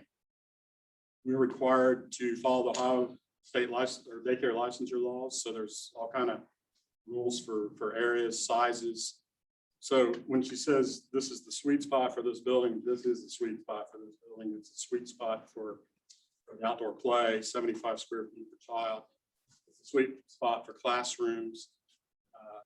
We have tonight, we have Berta Valia, CEO, in attendance, and she'll give you just a little more history, very brief after I'm done. We also had Don Hodar, who was the CFO. I want them just to give you an idea, but just quickly, they have 26 facilities in our region, all successfully operated. And they've been here a long time, so they know what they're doing. This facility will combine a few, and Erica can talk about that. But again, the synergies of this site to the north, the farming, teaching opportunity for fresh produce to sell to MVCDC. They have nutrition programs, not only for their students, for their children who are 0 to 5 years old and don't drive. It's also for their families at night. They have programs for families. It is a development company for both children and families, which is the strength, I think, of their program. Jen was just a little wrong on the site plan. She had it pretty nailed down, but semi trucks will come in. They'll go here. Oops, I did it wrong. They will back into a natural. That's a 4-foot slope to a dock. And our dock is back here, and our kitchen's back here. So they don't. Nothing like that comes off Nassau. The idea of Nassau, which is also used by the urban farming, they come off of here. This, again, a symbiotic relationship with urban farming. This is an outdoor covered play area. It's yellow because it's a translucent fiberglass panel, so it lets light in on the north side. The children can come out here. It's like 4,500 square feet, and come out here during the day and play. It'll have fenced-in entry here, and our goal, at least Berta's, was for the relationship with the urban farming. This can be used by them on weekends and nights as a farmer's market, and that's kind of why the access is here. You know, if the farmer's market needs access to get in here and set up and take down, they can do that. But I think there's all kind of good relationships here with this neighborhood. There's another spot down here. They have an outdoor. The sisters have an outdoor play area, natural play area, where they teach about nature, about flowers, and they can also play. MVCDC wants to be part of this and help develop that even further. They'll help their students. They are, like I said, they are all about teaching, which gives me to stormwater detention. Stormwater detention on every project, as Tim knows and the engineers know, it always seems like it's a problem. This is a big site, a lot of impervious material. The way the site works, it's actually from Nassau down to the building. That's like an 8-foot drop. So our building is already down below Nassau. And these homes here actually front on Hempel and the street to the north. So you're kind of looking at the sides of these homes. But it'll create almost like a park here that when you're looking out, you're going to see 10 feet of building. It'll help reduce the scale even more. But let's see. The on-site detention, this parking lot area here is relatively equal to the elevation of the building. So this whole part of the site is fairly level. We would like to, we have Admiral Engineering as our civil engineer. They're going to have to make it all work and work with city engineering storm to make it all get approved and working drawings. But we'd like to use this 32,000 square feet rainwater for our irrigation system. It can all be collected up on top. The farm area is pretty much level with our area. I realize, you know, this right here is a retaining wall. It's 8 to 10 feet tall. So this drive will come down 8 feet in like 100 feet. This will all be low. So this area here can also be used as on on-site detention. If we have to, we can use the parking lot, but we would like to also use that more as an on-site detention area. Also, we do like the idea of the rain garden. If these all fit into the budget, you know, they're very expensive, but it's a teaching opportunity, you know, I think, for the students. And they really like that. This area at Dover is actually, that's probably 4 or 5, 6 feet below grade of this area. This is where we're showing the sidewalk. And we're gonna take some of the dirt that we have to dig out in here to level this side off, to make a mound, do nice landscaping. We found another relationship. The sister, Michael Schultz, the executive director of the urban farming, he also has a botany degree and he's an arborist. He's gonna help us do an even better job with the landscape plan, and again, try to make it more of a teaching experience. I will say, you know, darn if we do, darn if we don't. We have too much setback here. I think it creates more of a park-like area. And you can see from this 3D, it gives a lot of breathing room to the building, and it gives a lot of life out here with all the children playing. With the street trees, gives them a lot of shade. Again, these overhangs and canopies are actual canopies and overhangs. The sods are fake. They're just a couple feet deep. But this will give shade for the children along with all the trees. And I don't think this smaller setback on Dimple is really a problem. The street goes down quickly, 46 feet from here to Dover. These homes are pretty much, you can see, built up on platforms, and they're kind of stepped down. So they're going to be taller than our building. So I think the setback really isn't, when you see it in 3D, it's not an issue. I think we solved it by the design of the building and breaking that facade down also. Whoops. This facade here is a long Dimple. I think by breaking the building down, it'll give that appearance of the setback and not be a major issue. The one issue, okay, the setbacks we talked about. The other issue is parking. Just for kids, if this was an elementary school, which is very similar use, we have teachers, we have young children, 57 spaces. We have 72. We need 43 is our maximum staff count. I wouldn't count the children, but we figured we need another 10, 15 for drop-offs, because a lot of the infants and toddlers, their parents drop them off, come in, and go back out. 60 to 70% of the other children are brought in by bus. Their buses are the shorter buses. But our goal is main access, ingress, egress, Dover. Block to the south is Wyoming. It's a straight shot here. It's two lanes into the site. It's good 24 feet and on every drive aisle, every aisle in the parking lot. We have good 9x18 parking spaces here and here. We did heed the land use committee. We agree. This is an issue on this street. So we'll make it a minimal use and an exit. There is one thing you can see right here, from here to here. This one property, for some reason, stuck out 15 feet into the right of way.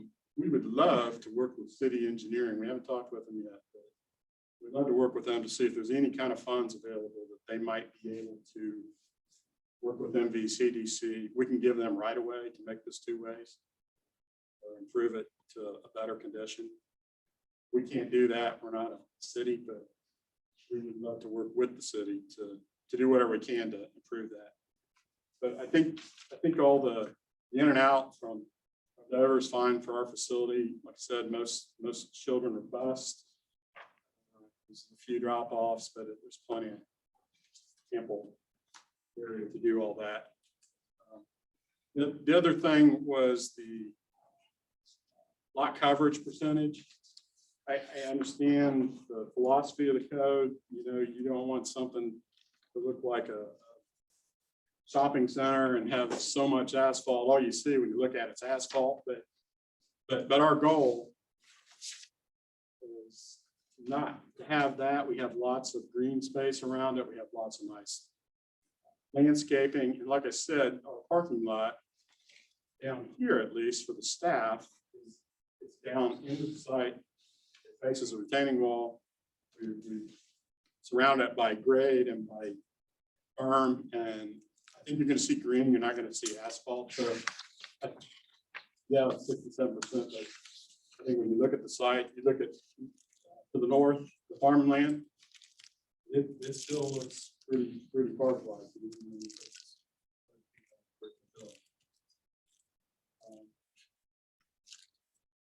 I think that's the only points. You have any questions for me? I'd be glad to answer, but compared to just give you a real brief explanation of the organization, because it is a great cause. That's why we wanted to work on it. Any questions?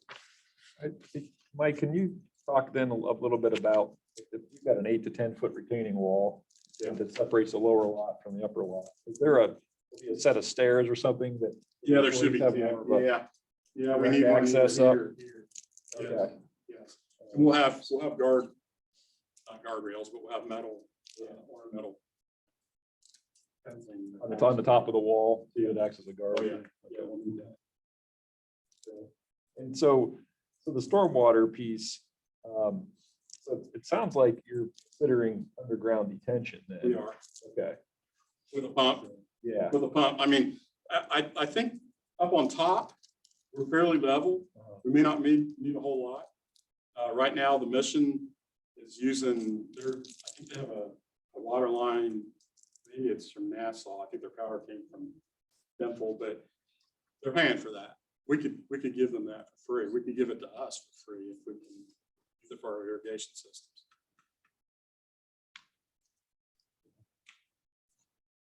Other questions? Just so I'm clear. Yeah. So on the lower lot, as far as your idea for stormwater management is, you're saying you're going to create a berm, really. That's not a swale. That's actually a berm on that side, correct? It is. Okay. But there could be some berm around the perimeter, and I hate to do it. Parking lot. This is for staff and for buses. Not really, up here is really drop off visitor lot. But we know that's tough, and we're gonna have to meet that requirement. We will. And I guess just a comment, and tell me if you agree or not, but Yeah. I think the way the EPA looks at this is that you've got to consider the site as it stands now, which is Right. improvements on it. Unfortunately. You can't go back to the history of knowing the buildings there. Since it's been raised already and you're starting fresh, it's a clean site with all pervious area, right? Gotta have that NOI permit and Right. approved. Okay. Yeah. Thank you. Sure. Thank you. Sounds like the next one should be Berta Valia, please. That's how you pronounce my name. Oh, I heard Mike say. Good evening. My name is Berta Velilla. I'm the CEO for Miami Valley Child Development Centers. Our administrative offices are located on 215 Horace Street in Denton. As it's been mentioned, we have over 26 different locations where we provide services. We are the Head Start agency for Montgomery County, for Clark, in Madison County, and we've been delivering Head Start services in early childhood education since 1965. So for over 50 years, our purpose and our goal is to support young children and their families so they can have a strong start to life and to school and be ready to succeed in school and in kindergarten, their next transition. But everything that we do is in partnership with families. So our connection and our support of families is equally important.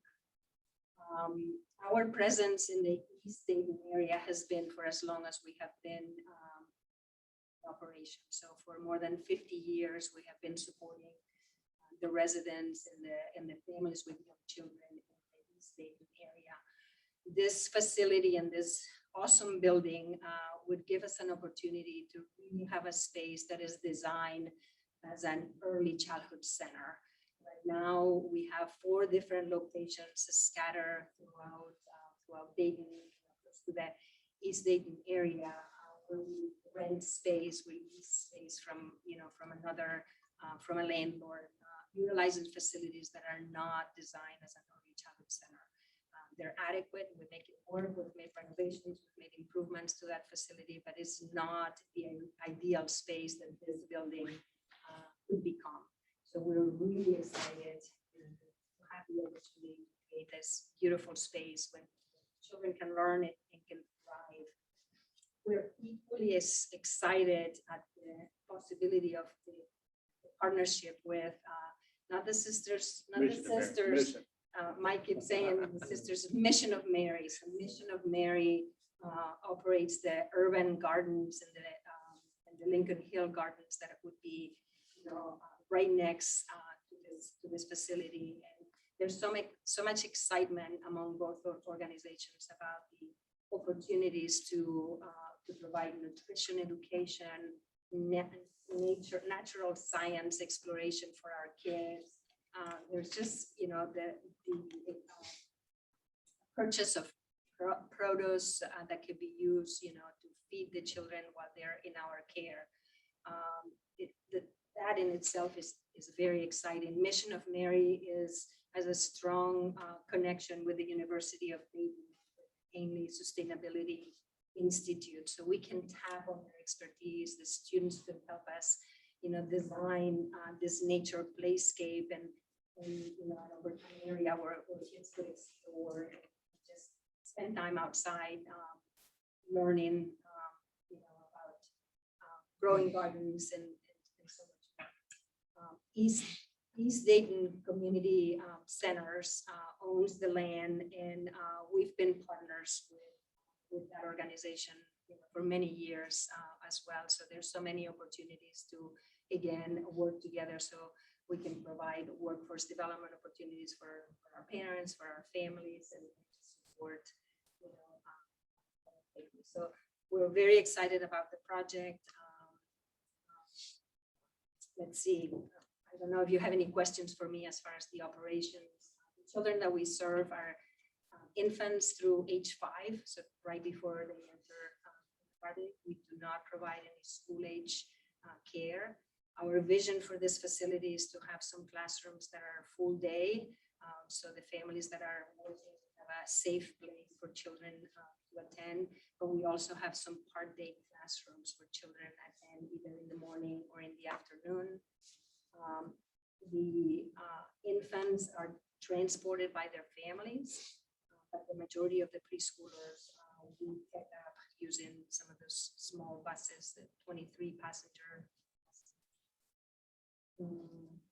Do the families pay? The families they pay just the minimum. The majority of our families are low income, so Head Start is a free program for families that qualify. And in order to qualify, families are at 100% of poverty. But we do serve some families that are over income. We provide services to 10% of our families can be over income. So some families do pay a small fee.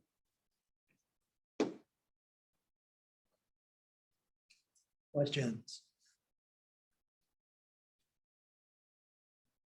Thank you. I have 2 others from MVCDC who have research speak. Don Hohenwald.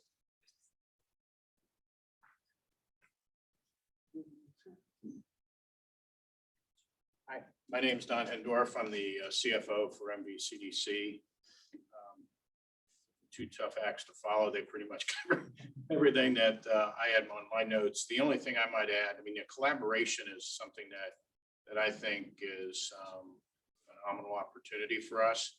Here to hit on the Mission of Mary, obviously, but UD in general has really been talking about, some support as well in the nutrition area with their students.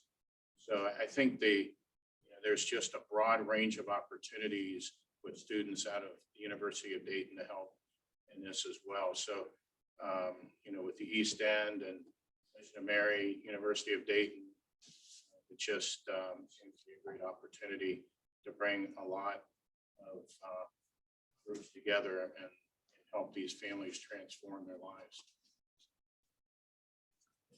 Thanks for coming. Any questions? What's the cost of the building? Are you allowed to say that? It's, you want to get the actual cost we don't have the numbers nailed down yet, but it's in 15 million, 18 million. 15.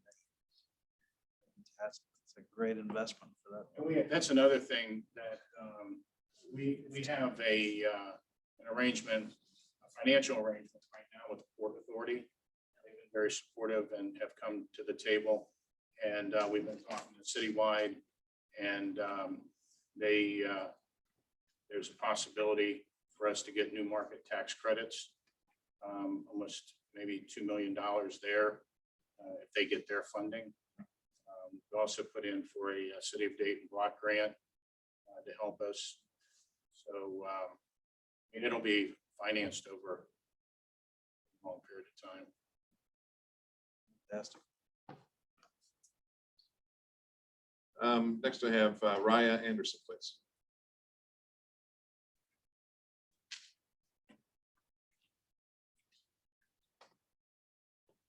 Hello, everybody. My name is Raya Anderson. I live at 823 Steel Avenue in the Twin Towers area. I am a proud parent of MVCDC and Head Start. I not only serve as MVCD, sorry, I'm just tongue-tied now, on their policy council president. I'm also on the Ohio Head Start Board of Directors and also Ohio Parent Ambassador, and I've spoke in Washington, D.C. at a congressional breakfast and to our delegates and representatives in January of 2020. So Head Start is my heart. I have a 4-year-old now, Amir, who I got at 2 months old, who was addicted to drugs and alcohol at birth. And we've been a long journey with Head Start.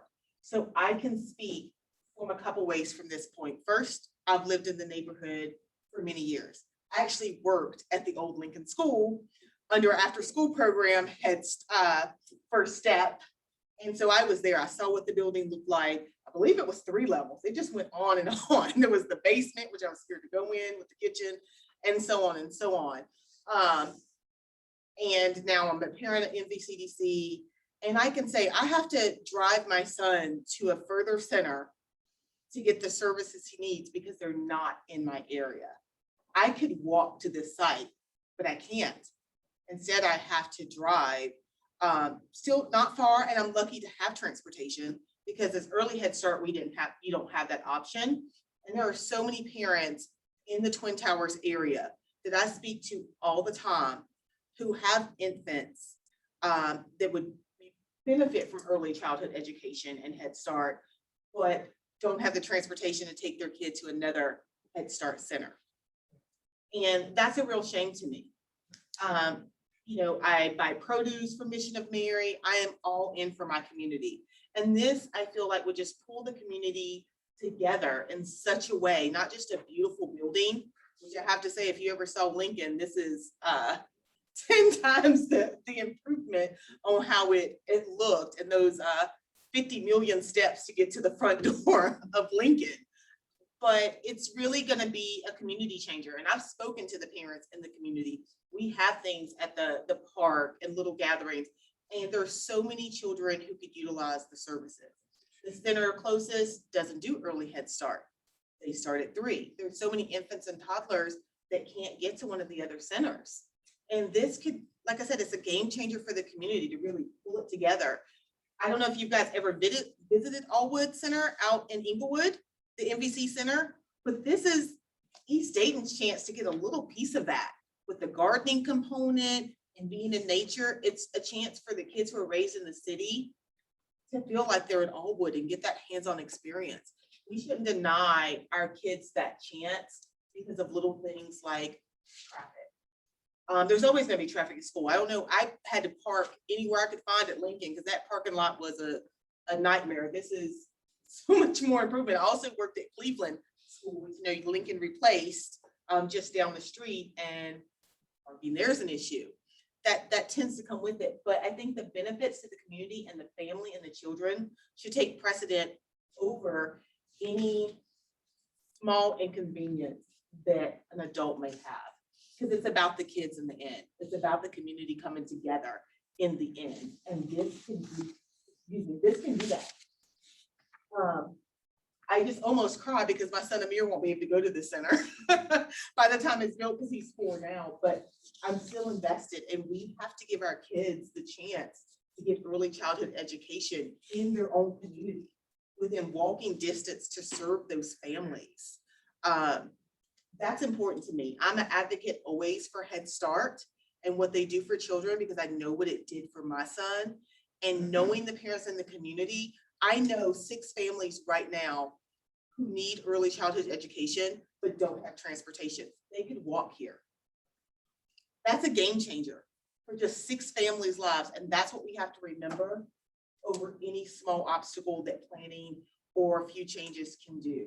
It's not about anyone's personal inconvenience. I mean, I live near the MVCDC down the street that does half day.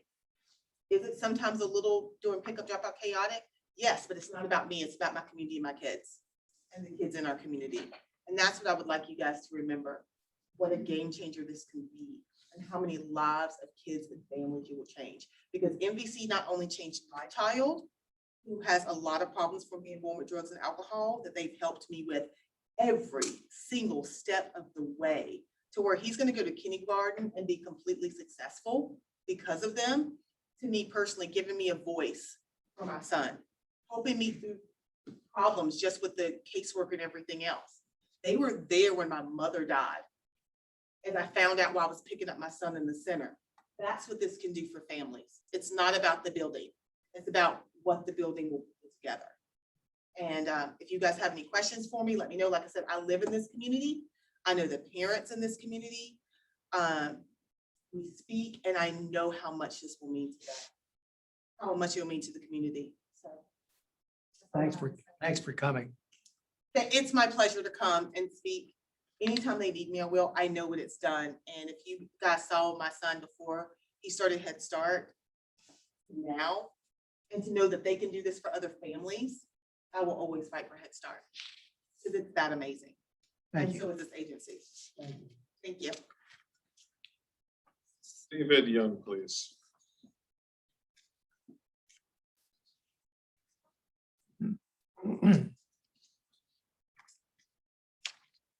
Hello, I live at David Young, 113 Dover Street, just catty corner to the end of this site plan. I'm also on the board of East End Neighborhood Development, and that's very supportive of the project. I think that's a great thing for the community, which has long had a school there, so it's not much change to the site plan. One thing, I know some of the neighbors were concerned about parking, but after seeing the site plan and seeing how they proposed to handle that, I think it's gonna suffice. And I mean, no difference in the school that had been there before, and I think it's improvements from that. Besides that, I think this is a great opportunity for the community and for us to collaborate on a program for East End as well. So I think me and the neighbors next to me were all in support of this. So I just wanted to share that. Thank you. Jan Lepore Jentison, please.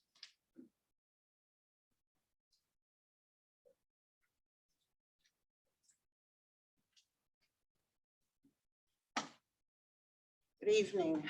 I'm Jan Lepore Jentison. I'm the Executive Director of East End Community Services and East End Neighborhood Development Corporation. We have been serving the people of the Twin Towers and East End neighborhood for 24 years. We've provided social services, and early on, we realized that the neighborhood was extraordinarily low income, and that families were really, really struggling. And we recognized that in order to help families lift themselves out of poverty, we had to break that cycle of generational poverty. And that cycle can be broken through education. And when we look at the educational continuum, it starts with very high quality preschool, all the way from infant toddler through preschool. Then and that's the piece that we don't provide. What we do provide is a partnership with Ruskin School, where we do really excellent work in after-school programming to supplement the work that the school is doing to help get those kids proficient. We then work with them as they move on to the Wright Brothers School, middle school, and we stay with them through high school so that when they are graduating from high school, they have a plan for going on to some kind of post-secondary education or vocational training. So we're looking at that whole continuum. You've heard this probably before from Learn to Earn. We adopted that model before Learn to Earn was even around. We know we can break the cycle of poverty through education. We bought the site from Dayton Public Schools probably about 8 years ago. And we originally thought we were going to put housing on it. We've already built 84 brand new units of housing in the Twin Towers neighborhood. And we thought, well, maybe we can build some more. Well, we realized that that probably wasn't what the neighborhood wanted or needed. And we started talking with Miami Valley Child Development Centers. They also had an interest in doing that single site that Berta explained. And we started talking at least 6 years ago. This has been a dream of ours for that many years. So we own this it's about 4.9 acres, I think, the whole thing. We've been working with Mission of Mary and the University of Dayton now for all these years, developing that site. There's an orchard on the site, there's the hoop houses, there are community gardens, there's a nature play area. And most of that is going to be able to stay put because we always envisioned an opportunity that this site could serve families.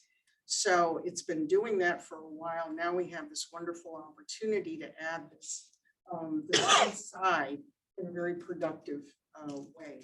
So the four-way partnership that we've been talking about that was mentioned with UD, Mission of Mary, East End Community Services, and MVCDC is going to be a model partnership for really urban education that involve environmental education, excuse me, is really what we're talking about here, because we're looking forward to that next generation and how are we going to educate our children about the challenges that our environment faces. So this is going to be an amazing project and we can't wait to get started. So thank you for indulging my comments, but I wanted you to see the big picture. We're committed to stay another 24, 48 years in that neighborhood. And this is another part of that transformation that's happening. So thank you very much. Thanks for coming. Thank you. Leslie Schuert, please.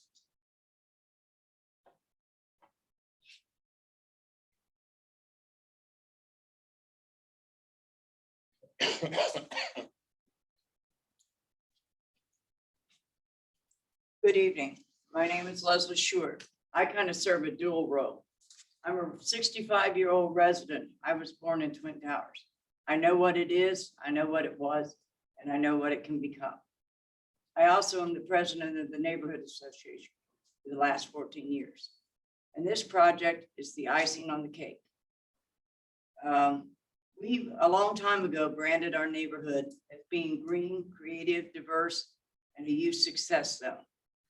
The only component missing for that youth success was a large head start like this. One thing I don't think that was mentioned, and I'm going to mention it, Demple was part of our original defensible space plan in our neighborhood, and Demple is a one-way street. So there is not traffic that's going to be going both ways. It was put into our plan. Demple actually has 3 sections. One section is both ways. That's further down. One section goes that way and the other section goes that way to alleviate the small streets that the residential area has. The accommodation of coming Dover is a very wide street, wider than a lot of our residential streets. So when the cars would come in from Dover to park and come out onto Denville, there would only be a very short, if I could use the mouse. All of the residential houses would be missed. Because right here would be the exit coming out. Right here would be them going back onto Dover Street. There's one residential house that sits there, and that actually sits on Dover Street. I'm sorry.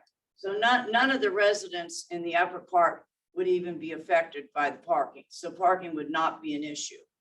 What would be a benefit to our neighborhood is Mission of Mary not only has a partnership up at Lincoln Hill. Mission of Mary has 5 acres of land throughout our neighborhood where they do urban farming. We tore down many dilapidated homes in our neighborhood, and we didn't just want vacant lots sitting there. So we repurposed them. We're probably one of the only communities in the city of Dayton that have hoop houses all over the neighborhood growing vegetables year round. And those serve the needs of the community. They have, I believe it's called CSA, to where the residents can get weekly fresh vegetables out of the gardens. This project, the original dream when East End built the 84 houses in the neighborhood, they were family homes. 3-4 bedroom homes to raise children, to raise your families in. And like this lady said here on Steel, every house on Steel was practically torn down. I'm in one of those new houses. And we built all brand new houses along Steel. They were built for children. This can complete the dream. The kids can start at Head Start. They can progress from there. They can go to Ruskin. From Ruskin, they can go to one of the other schools that East End serves. Again, I asked you, this was a school. My son went there. I'm a Ruskin graduate. There used to be great big, huge, gigantic school buses lined all the way up Nassau Hill, all the way down Denville Street, and parking wasn't an issue. When the residents are squeaking a little bit about parking and being a little uncomfortable, I'll admit, the building was torn down in about 2007. For the last 14 years, they got to park anywhere they wanted to. So there was buses all the way down there. There's not even going to be those kind of buses. There's just going to be some smaller buses. The school's going to be broken into 2 different time frames. It's not going to be on the weekend. Please, I asked you, grant the variances that's needed to complete our dream of getting our children out of generational poverty. When I was born in that neighborhood, you were either German or Appalachian. You either went to Otterbein Church or St. Mary's Church. You were born at Miami Valley. You went to one of the 2 churches. If you passed away, you were buried at Lutheran Funeral Home, and then you went to Woodland Cemetery. We had a movie theater. We had a bowling alley. We had 2 stores. We had every amenity possible that our residents never had to leave our neighborhood. We want to bring that back. There's several projects in the works right now. The hopes and dream of renovating the old existing movie theater is actually looking like it can become the reality. There's a lot of wonderful things in our neighborhood. And please, again, I'm long-winded, allow them to have the opportunity to give our children a future. So they don't we can break that cycle of generational poverty. Thank you. Thanks for coming. Any questions about the neighborhood or the community? We're good. Thank you for Okay. coming. One more registered speaker, and that would be Leslie Collins.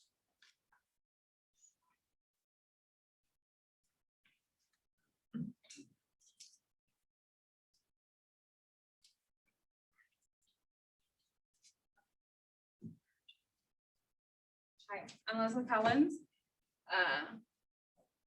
Can I ask, where do you live? I live on Clover Street. On Clover. Okay, I just wanted to make sure. Okay, so I actually live on 1102 Dimple Avenue. So what you're seeing right here is this. Can you pull up the, I don't know who does it. Pull up the photo of the skyline of Dayton. Yeah, was it in this presentation? Yeah, it shows the skyline, the empty lot. The area. Is that what it's called? Yes, this one. Yes, thank you. So this is the view from my house. So what a lot of these people didn't mention is the community likes this open lot already. Every July 4th, it's like a party. We sit there and we watch the fireworks and they set them off, even though we're not supposed to. And that's what we usually do. So by building something here, we lose that. Or I don't think they have plans to help us do fireworks there. So with that, I want to point out that I'm the only one in the area that is a, can you pull up the other photo that shows the street?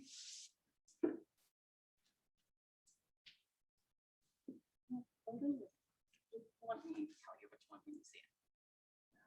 That one's fine. So I went to every single one of these houses that touches that street, well, the outline, and I stand before you with the letter of 24 names that says this: to whom it may concern, if you cannot provide the 130 required spots, we would not like you in our area. We already have people double parking on Dimple. So if we take that away, those cars enter our area. People say that's a small inconvenience. That means I have nowhere to park and I live there. So if we cannot have it, we don't want it there. $18 million. Actually, that was a. Hold it. Address your comments to the I'm board. so sorry. I don't know what to do. I apologize. No problem. It doesn't seem like there's a lot of space. I feel like 130 spots should not be hard to do. A lot of people weren't home on the 2 days I went out. If I had more time, I'm sure my list would be doubled. I don't know if I can say that either. Sorry. Yeah. And that's all I had. Okay. Who wants my list? Give it to the secretary. Thank you for coming. And you guys will always get the final, the applicant gets the We have final. one more, Cheryl. Okay, I'm good. Yes, thank you. Michelle. Oh, I'm sorry. I thought it was yours that, I thought it was for you, so I just put it right in the stack. Sorry about that. Michelle, I apologize. Hello, I will only take about 5 minutes of your time at the most. My name is Michelle Mattil, and I am board vice chair of the board of one at St. Joseph. We are a residential facility for single mothers and their children. We're literally just down the street from the site. We've got a long-standing relationship with Miami Valley Child Development Center and Head Start. Many of our parents, many of our mothers and families, when they leave our program, if they go on to have additional children, they are always looking for good quality childcare facilities. And many of the mothers stay in the area and have a lot of issues finding good quality child education after they leave our program. So I could see so many benefits from this program being at this proposed site, because as everyone has spoken to this, we don't have any other childcare facilities in that area that can accommodate these families in this area. The person that spoke before me, I'm not sure how many of the families that she talked to actually have children of this age, but I feel as though if they did, they would probably be in support of this. I myself know when my children were young, trying to drop off kids was never a convenient thing necessarily, but it's the school and the education that the children are receiving that is honestly the most important. And what this facility will do will not only help the children and educate the children, but also educate the families, which to the previous points will hopefully progress these families out of poverty.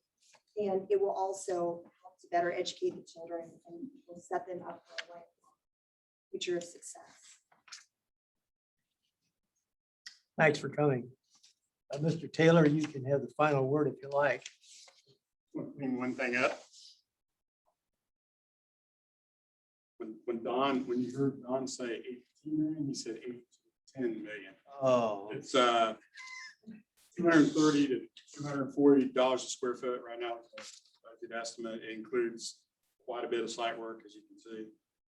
It includes furnishings, it includes playground equipment, our fees. Pretty much it. Thank you. thank you. Mike, I got one question Yeah. for you. There was a comment made about that observation tower that's Yes. proposed. Can you Yes. touch on that a little bit? Yes, I thought about it because of the Yes. comment just made about having views and things of the downtown, so. Well, originally, we thought it would be a good idea to have a tower. It's about 20 feet to the observation deck that could look out to the skyline, for the community basically to use. As we talked to Mission of Mary, next door neighbors, they're like, I like that idea. Some of the neighborhood groups didn't really like that idea. So we've kind of come to the conclusion, this arch and this kind of limestone tablet is the old Lincoln School, one of the towers, the entrance. We're gonna make it more of a gateway. And probably the mission has a name for their part. Come up with some kind of name for this whole development, make it a sign gateway. So you're saying that the tower is not really part of it anymore, then is what you're saying? Okay. Now we gotta talk about it. One other question related to the Yeah. parking on Dempel. So is parking currently allowed on Dempel? And will that be removed if this happens? I mean, we heard in the land use committee, chairman, that the north side is no parking right now, but I can't confirm that. The north side is no parking from kind of the middle there to the west. There is parking allowed on the north side out to Nassau and then the entire length of the south side. It's very narrow though, in talking to our one of our traffic engineers, John Zielinski. It's not really wide enough for to have cars parked on both sides, which is why neighbors are parking up on the sidewalk and in the lot all times a day. So we've recommended that we enforce that, no parking on the sidewalk. Parking isn't allowed. And then potentially with concern for the width of Dempel, restricting parking on the south side of the street to allow for cars exiting there on Dempel. But just from the exit point to whatever that street is. Yeah. right? So and there's not an expectation that employees and or families are going to park on the street, even with the fact that we only have 73 parking spots. We only have 40 employees. The children obviously don't drive. No. So it's not other people are going to be long-term parkers. So the building of the building is not going to change the legal parking profile of Dempel. Is that a correct statement? Yes.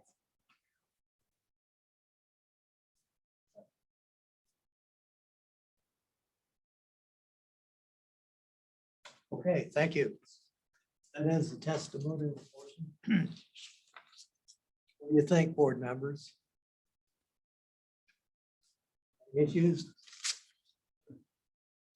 I think it's, I think it's a great use of the site. There's obviously some things they got to work out with the stormwater management and things. And actually, I think the only comment I have is really the concern I have is the condition with number 2. I don't know, I feel like it's a little bit of a burden, or can we really make that request? It's kind of like if they were growing vegetables on the site, we'd be telling them they have to make the vegetables available to the residents. And I think this is kind of a product of the site. So I just wonder, and Patrick, you weigh in whether this is really something that to have as a condition. I agree with it. I agree. And I think if, it sure does sound like everybody's trying to work together. And if there's an opportunity to be able to share water needs across the entire parcels, it sure does sound like people are going to try and make that work, but to make it a condition to the approval, I think is a reach. What we're trying to do. That's not going to solve the water, just, is it a rainwater issue? Right. So. Yeah, that doesn't, I mean, It doesn't say you don't have to manage the water. exactly. It's just, like I said, there's definitely the spirit is here for everyone to be working together. I mean, that's been demonstrated. So I just think. Sounds like they're going to do it anyway. Is anyone prepared to make a motion?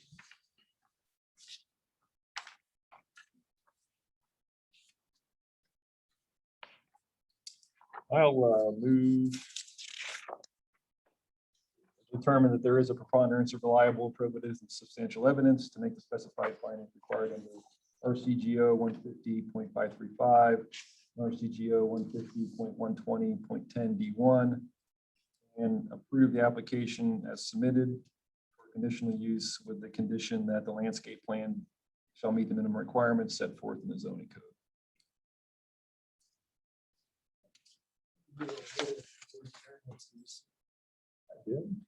But for submitted for conditional use and variances with conditions. Sorry. I read right over that. So you would have one condition. One condition, which is letter A about the landscape plan. Yep. Is there a second to that motion?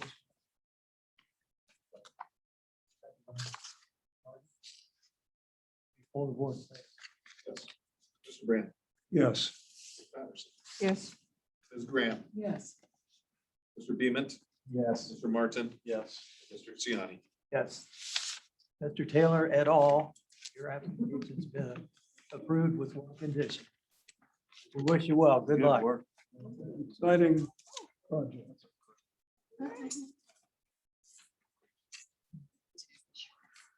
Yes, two schools. No.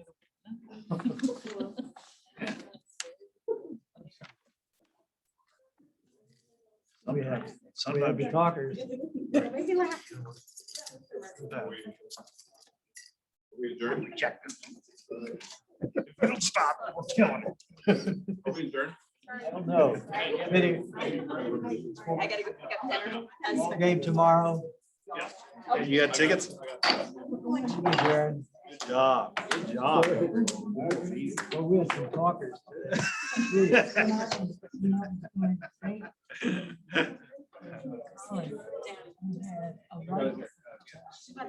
I wonder if we can. You know,